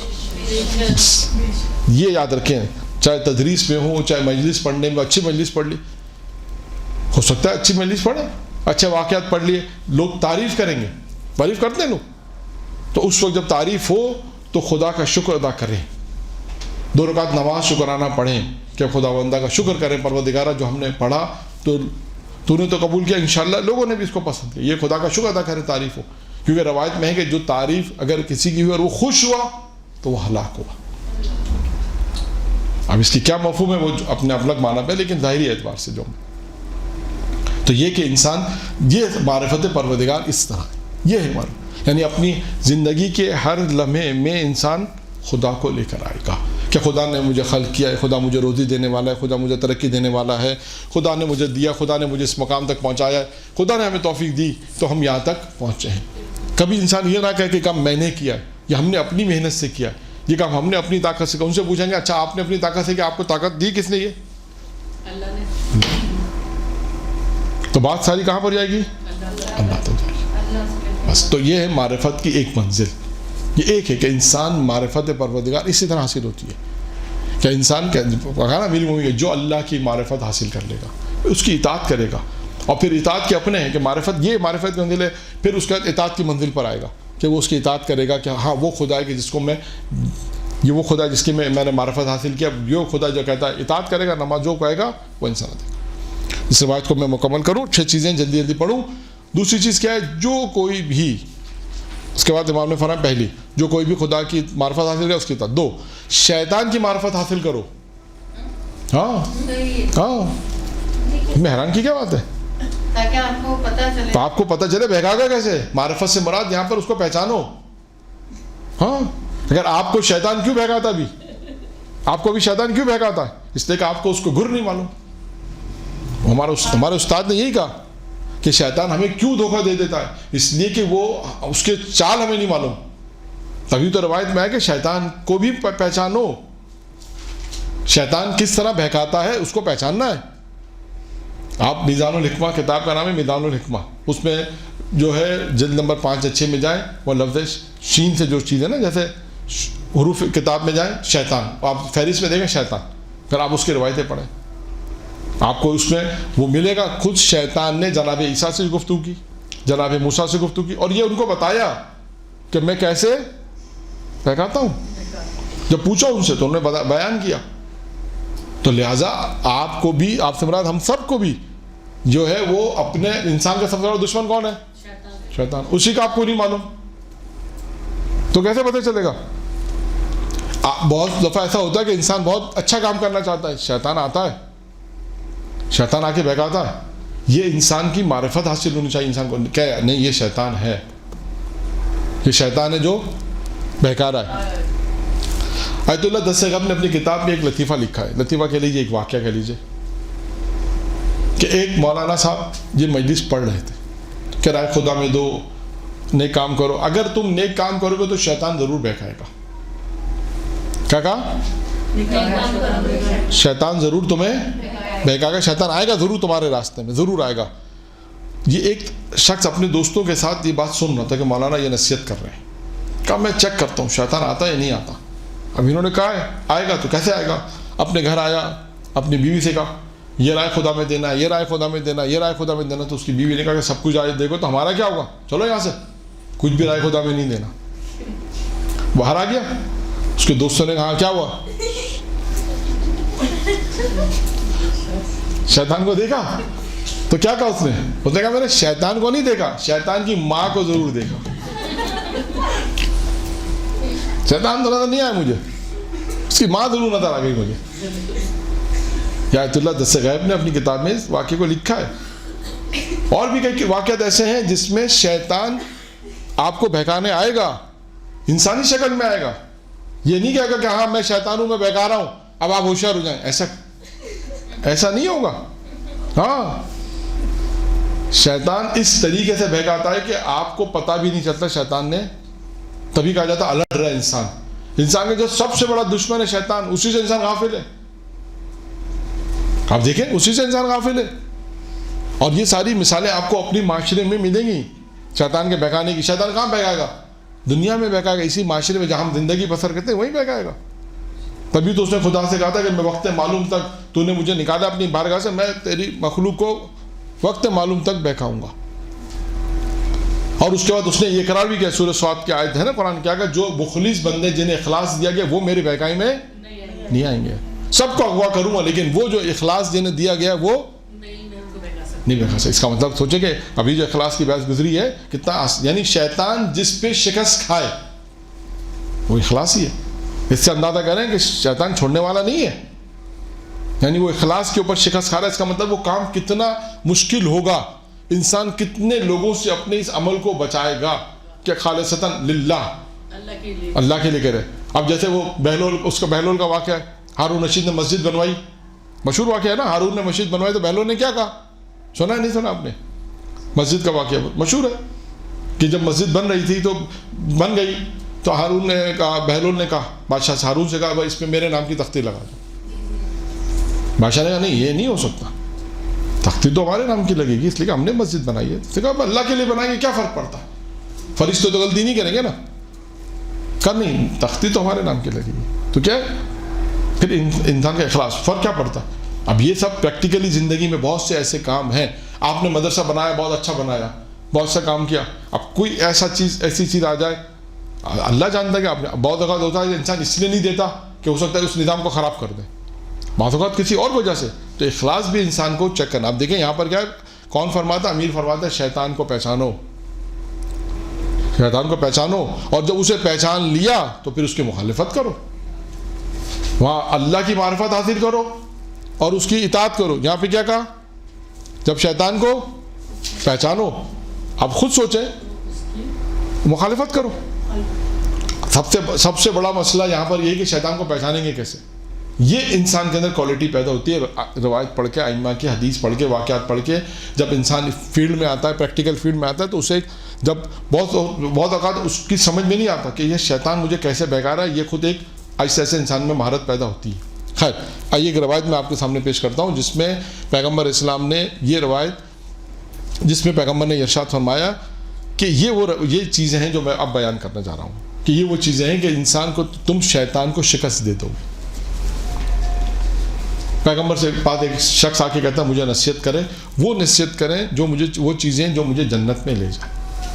کیا کرے, وہ چیزیں جو مجھے جنت میں لے جائیں. یہ روایت میں نے اس والے درس میں بھی بیان کی تھی, آج سے شاید 1.5-2 سال پرانا درس تھا, اب نہیں معلوم آپ کا بیچ تھا, کون سا بیچ تھا, کہ جس میں وہ موضوع تھا کہ وہ کون سے اعمال ہیں جو انسان کو جنت میں پہنچاتے ہیں. یہ اس میں بھی یہ روایت ہے. اور یہاں پہ کیونکہ اس کو اس عنوان سے بیان کیا کہ اس میں پیغمبر نے کہا کہ شیطان پر تمہارا غلبہ ہو جائے گا, شیطان پہ تمہاری کامیابی حاصل ہوگی. تو موضوع ہمارا شیطان ہے, تو لہٰذا اس کو اس عنوان سے بھی ہم بیان کر سکتے ہیں کہ شیطان پہ اگر آپ کو کامیابی حاصل کرنی ہے, تسلط حاصل کرنا ہے, پھر انشاءاللہ موقع ملے گا. تو ایک اور روایت بھی جناب عیسیٰ کے زمانے کی, وہ 7 عمل ہے, کہ وہ کون سے 7 عمل ہیں, کہ خود جناب جب عیسیٰ نے اس خاتون سے پوچھا تھا, ایک پورا واقعہ ہے, اس میں جب خاتون نے وہ 7 عمل بیان کیے تو اس وقت بھی جناب عیسیٰ نے یہ کہا تھا کہ یہ 7 عمل وہ ہیں کہ جس کے اندر یہ 7 عمل ہوں گے, شیطان اسے نہیں کر سکتا, شیطان اس پہ اس کا شیطان پہ تسلط نہیں چلے گا. اب اس وقت ہمارا کیا کام ہے کہ ہم اپنے آپ کو ایسا رکھیں. اس کی مثال میں آپ کو دوں, خدا نہ خواستہ اگر آج کل اگر آگ لگنے سے محفوظ رکھنے کے لیے انسان اگر جو چیز پہنتا ہے, جس سے آگ, ہاں جو تو گولی لگنے کے لیے آگ کی بات ہو رہی ہے, آگ, اگر آگ لگنے کے لیے بہت سی چیزیں ایسی آتی ہیں, کچھ چیز پہنا جاتی ہے جس سے آگ انسان کی جسم پہ نہیں لگتی, سیف انسان. اسی طرح آپ کون سے ایسے عمل ہیں کہ جو شیطان کو بہکانے سے, کون سے ایسے عمل ہیں جس سے شیطان پہ ہم تسلط کے شیطان ہمیں نہیں بہکائے. نمبر 1, جب پیغمبر سے اس نے کہا اللہ کے رسول مجھے آپ یہ بیان کریں کہ وہ کون سے عمل ہے جو مجھے جنت میں پہنچا دیں, تو اس وقت اللہ کے رسول نے کہا نمبر 1, بھوکے کو کھانا کھلانا, پیاسے کو پانی پلانا. 2, نیکی کا حکم دینا, امر بالمعروف, نیکی کی طرف لوگوں کو ہدایت کرنا, نیکی کی دعوت دینا. 4 کیا ہے, برائی سے روکنا. پیغمبر نے کہا یہ 4 کام بہت مختصر بیان کی, بھوکے کو کھانا کھلانا, پیاسے کو پانی پلانا, نیکی کی طرف دعوت دینا اور برائی سے روکنا. پھر اللہ کے رسول نے کہا اگر ان 4 چیزوں کی طرف آپ نے ساتھ کہا تھا نہیں، وہ ساتھ والا تو ایک صرف ضمنی کہا تھا کہ وہ پھر کسی دن بیان کریں گے، وہ پھر کسی موقع پہ بیان کریں گے. وہ 7 کون سے عمل ہیں؟ وہ خاتون کی روایت ہے جناب عیسیٰ کے زمانے کی، کہ وہ کون سے 7 عمل ہیں کہ جس پر شیطان، اگر وہ اس کو جناب عیسیٰ نے کہا کہ وہ یہ 7 عمل ایسے ہیں جس پہ شیطان کا تسلط نہیں ہوگا. یہ 7 صفتیں اگر پیدا ہو جائیں اس میں، اب یہ روایت الگ ہے جس میں پیغمبر کے پاس شخص آ کے کہتا ہے اللہ کے رسول مجھے ایسے عمل بتائیں کہ میں جنت میں جاؤں. تو اللہ کے رسول نے کہا بھوکے کو کھانا کھلاؤ، پیاسے کو پانی پلاؤ، اور اچھائی کی دعوت دو، برائی سے رکو. اس کے بعد پیغمبر نے کہا اگر ان چیزوں کی توان نہیں رکھتے، یعنی قدرت نہیں رکھتے ان کام کی، تو کہا کہ اپنی زبان کو کنٹرول رکھو، سوائے نیکی اور خیر کے کچھ بھی اس سے صادر نہیں ہونا چاہیے. کہ اگر ان 4 چیزوں کی توان نہیں رکھتے تو یہ اپنی زبان کو کنٹرول کرو، اپنی زبان کو قابو میں لاؤ، اور زبان کو قابو میں لاؤ، اور سوائے اچھائی اور خیر کے اس سے کچھ چیز نکلنی نہیں چاہیے. پھر پیغمبر نے کہا کہ یہ 5 چیزیں، یعنی یہ وہ چیزیں ہیں کہ جو تمہیں میں نے بیان کی ہیں، تو تم شیطان اسی صورت میں تم شیطان پر کامیابی حاصل کر سکتے ہو. یہ 5 چیزیں بیان کی جس پر انسان شیطان پہ تسلط حاصل کر سکتا ہے. ٹھیک ہے، کتنی چیزیں بیان ہو گئیں؟ نہیں، یہ تو 4-5 چیزیں ہے نا. ٹائم تو ہے نا، کتنا؟ 10 منٹ. تو 10 منٹ میں ہو جائے گی انشاءاللہ. ہاں، مجھے بھی روایت مکمل کرنی ہے انشاءاللہ.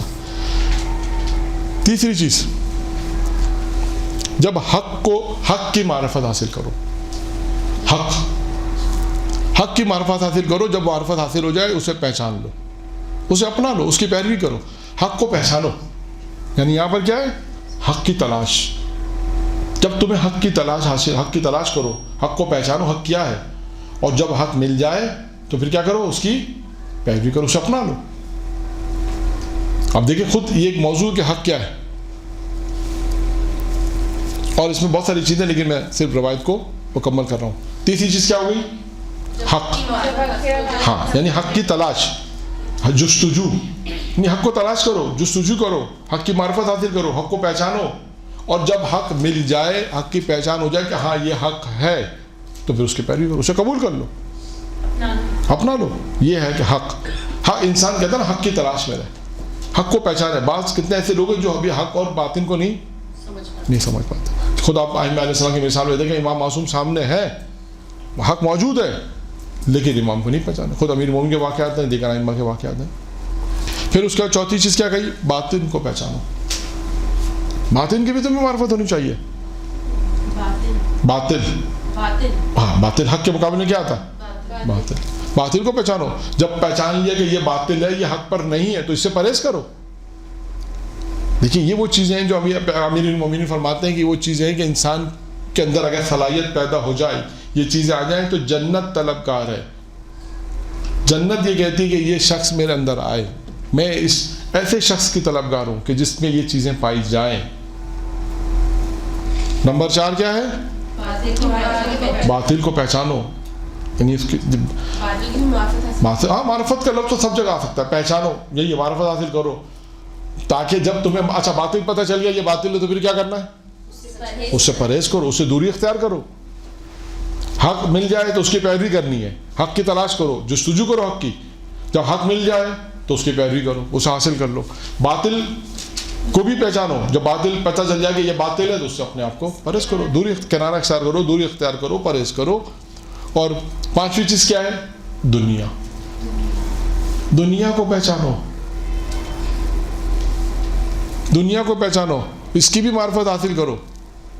کیوں اس کی معرفت حاصل کرنی ہے؟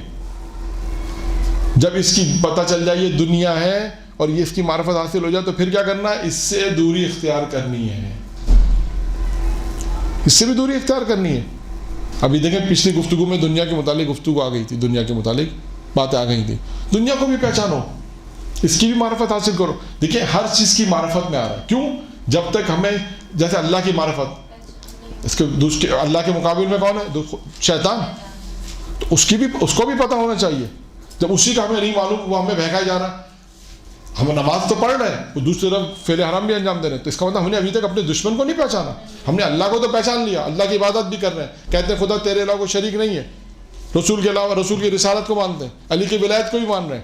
لیکن اگر گناہ کر رہے ہیں اس کا مطلب ابھی تو ہم نے شیطان کو نہیں پہچانا. اگر اس کو پہچان لیتے تو اس کی مخالفت کریں. اس کی مخالفت نہ ہونا اس بات کی دلیل ہے کہ ہم نے ابھی تک اس کو نہیں پہچانا. ابھی ہم گناہوں میں اگر ہیں اس کا مطلب ابھی شیطان ہمارے ساتھ ساتھ چل رہا ہے. دیکھیں شیطان, ایک جملہ درمیان میں بیان کر دوں, جناب زکریا کا غالباً واقعہ ہے.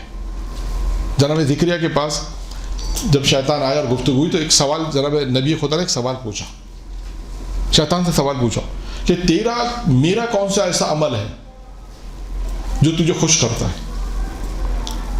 یعنی کون پوچھ رہا ہے؟ جناب نبی زکریا. جناب زکریا نبی خدا کیا پوچھ رہے ہیں شیطان سے, جو میرا کون سا ایسا عمل ہے جو تجھے خوش کرتا ہے. اس نے کہا ہاں آپ کا بھی عمل ہے. اب نبی خدا پریشان ہوگا, میرا کون سا ایسا عمل ہے کہ آپ جب افطار کرتے ہیں اور افطار جب کرتے ہیں تو پیٹ بھر کے افطار کرتے ہیں, اور آپ جب آپ عبادت میں جو تھوڑی سستی کرتے ہیں نا, یہ تھوڑی سستی مجھے بہت خوش کرتی ہے. یہ آپ کی عبادت میں تھوڑی سی جو سستی ہے نا, آپ پیٹ بھر کے افطار کرتے ہیں, افطار کی وجہ سے آپ عبادت میں تھوڑی سی سستی کرتے ہیں کہ چلو تھوڑی دیر بعد ابھی میں عبادت, یہ تھوڑی سی سستی مجھے بہت خوش کرتی ہے.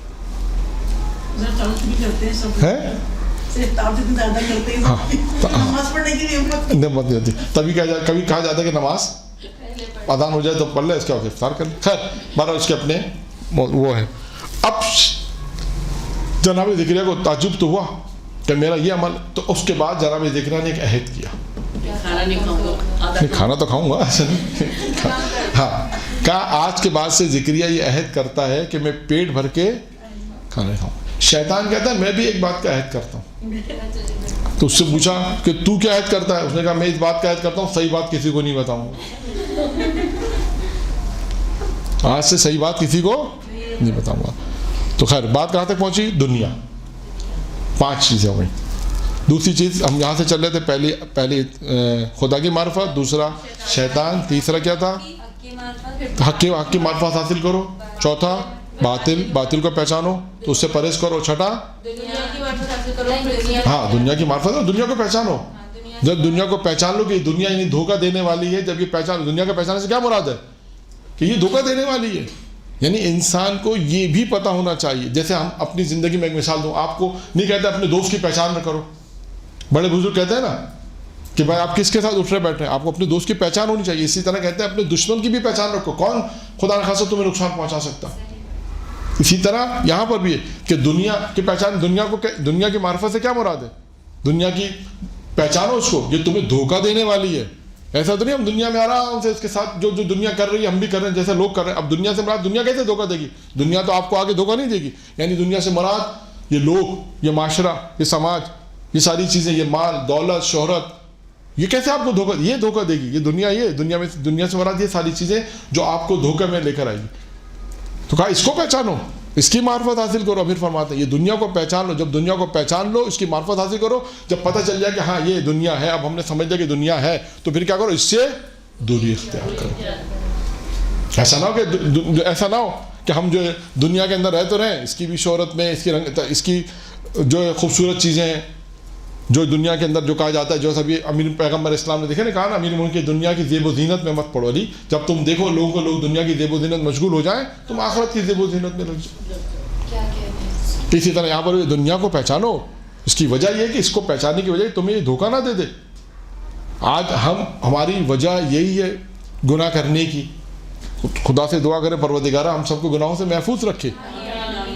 لیکن وجہ یہ کہ انسان سے جو غلطیاں ہوتی ہیں, سرزد ہوتی ہے, اس کی وجہ کہ ہم اس دنیا کو نہیں پہچانتے, شیطان کو نہیں پہچانتے. وہ آ کے ہمیں دھوکہ دے دیتا ہے, وہ آ کے ہمیں بہکا دیتا ہے.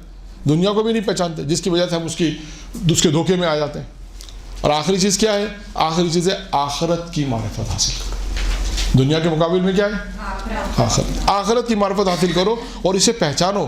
اور جب اسے پہچان لیا کہ یہ آخرت ہے, تو اس کی جستجو میں لگ جاؤ, اس کی تلاش میں لگ جاؤ. پھر آخرت کو تلاش کرو. دیکھو آخرت میں کیا ملنے والا ہے, دیکھو آخرت کیا ہے. ابھی روایت آئی تھی کہ مرنے کا جو 10 بڑی نعمتیں, اس ایک نعمت آئی تھی کہ آخرت, وہ 6 7ویں نعمت آئی تھی. کیا کہا علی نے کہا, اللہ کے رسول سے کہا, آخرت یعنی وہ دنیا ہے جو لافانی نعمت ہے. آخرت وہ جہاں جو مدت نہیں ہے وہاں پر. آخرت وہ جہاں انسان ہمیشہ سے رہنے والا. اب اس روایت کو آپ کو اگر یاد رکھنا ہے تو کیسے یاد کریں گے؟ اللہ سے شیطان، اللہ سے شیطان، اکثر اللہ کے اپوزٹ میں جو ہے وہ آ رہا ہے شیطان، ہاں کے اپوزٹ میں آ رہا ہے باطل، اور دنیا کے بہت یہ ایک موضوع ہے کہ مجلس اور درس کیسے یاد رکھتے ہیں، یہ اس کا ایک طریقہ کار تھا. یہ بھی ٹریننگ ہوتی ہے اس کی بھی کہ مجلس کو کیسے یاد رکھیں. اب اس روایت کو اگر آپ نے یاد رکھ لیا تو بہت آسانی سے ایک لیکچر آرام سے 20-25 منٹ کا لیکچر تو شاید دے سکتے ہیں آرام سے. کیا اللہ کی معرفت، اب آپ اللہ کی معرفت میں، اب جیسے اللہ کی معرفت ہے کہ فوراً جناب داؤد کا واقعہ اور بھی واقعات مثلا معرفت خدا سے فوراً وہاں کلک کرے گا تو آپ کو وہ چیزیں یاد آئیں گی. اسی طرح شیطان کی معرفت، پھر وہ روایت جو پیغمبر نے بیان کی اور بھی دوسری روایتیں. یعنی درس کو یاد رکھنے کا بھی ایک طریقہ کار ہے. شیطان کی اس پہ آیت اللہ مراشد نجفی کا ضرور یاد آئے گا. شیطان کا شیطان کے واقعے پہ آیت اللہ مراشد نجفی کا واقعہ ضرور یاد کیوں؟ شخص اپنی بیوی کے پاس گیا، اس سے کہا مارے خدا میں دوست. نہیں، وہ آیت اللہ دست غیب کا کتاب ہے. آیت اللہ دست غیب، مرش نجفی نہیں. مرش نجفی کا تو اخلاص کا واقعہ تھا. آپ سارے واقعات کو آگے پیچھے مت کریں. ہاں، بس نام یاد نہیں رہتے. آیت اللہ مرش، آپ دیکھیں نا، اب آیت اللہ مرش نجفی کو یوں یاد رکھیں. اچھا، وہ اس کو یوں یاد رکھیں کہ حرم میں 70 سال نماز پڑھا. آگے مرشی معروف ہے، قم میں ان کی لائبریری بھی معروف ہے. مرش نجفی بہت بڑا آیت اللہ تھے، علم رجال کے ماہر تھے. اچھا ٹھیک ہے، ہماری بات پھر یہاں پہ مکمل ہو گئی. یہ 6 چیزیں امیر المومنین نے ارشاد فرمائی کہ 6 چیزوں کی معرفت حاصل کرو. تو یہ 6 چیزوں معرفت حاصل کرے گا، دنیا اس کی، دنیا نہیں آخرت اس کی جو ہے وہ طلبگار ہوگی. جنت، آخرت جنت طلبگار ہوگی، بیدار ہو جائے. تو یہ 6 چیزیں آخر میں ہم نے امیر المومنین السلام کی بیان کی. اس کے بعد میرا خیال ہے وقت بھی ہمارا ختم ہو گیا ہے. درود پڑھ دیں محمد و آل محمد.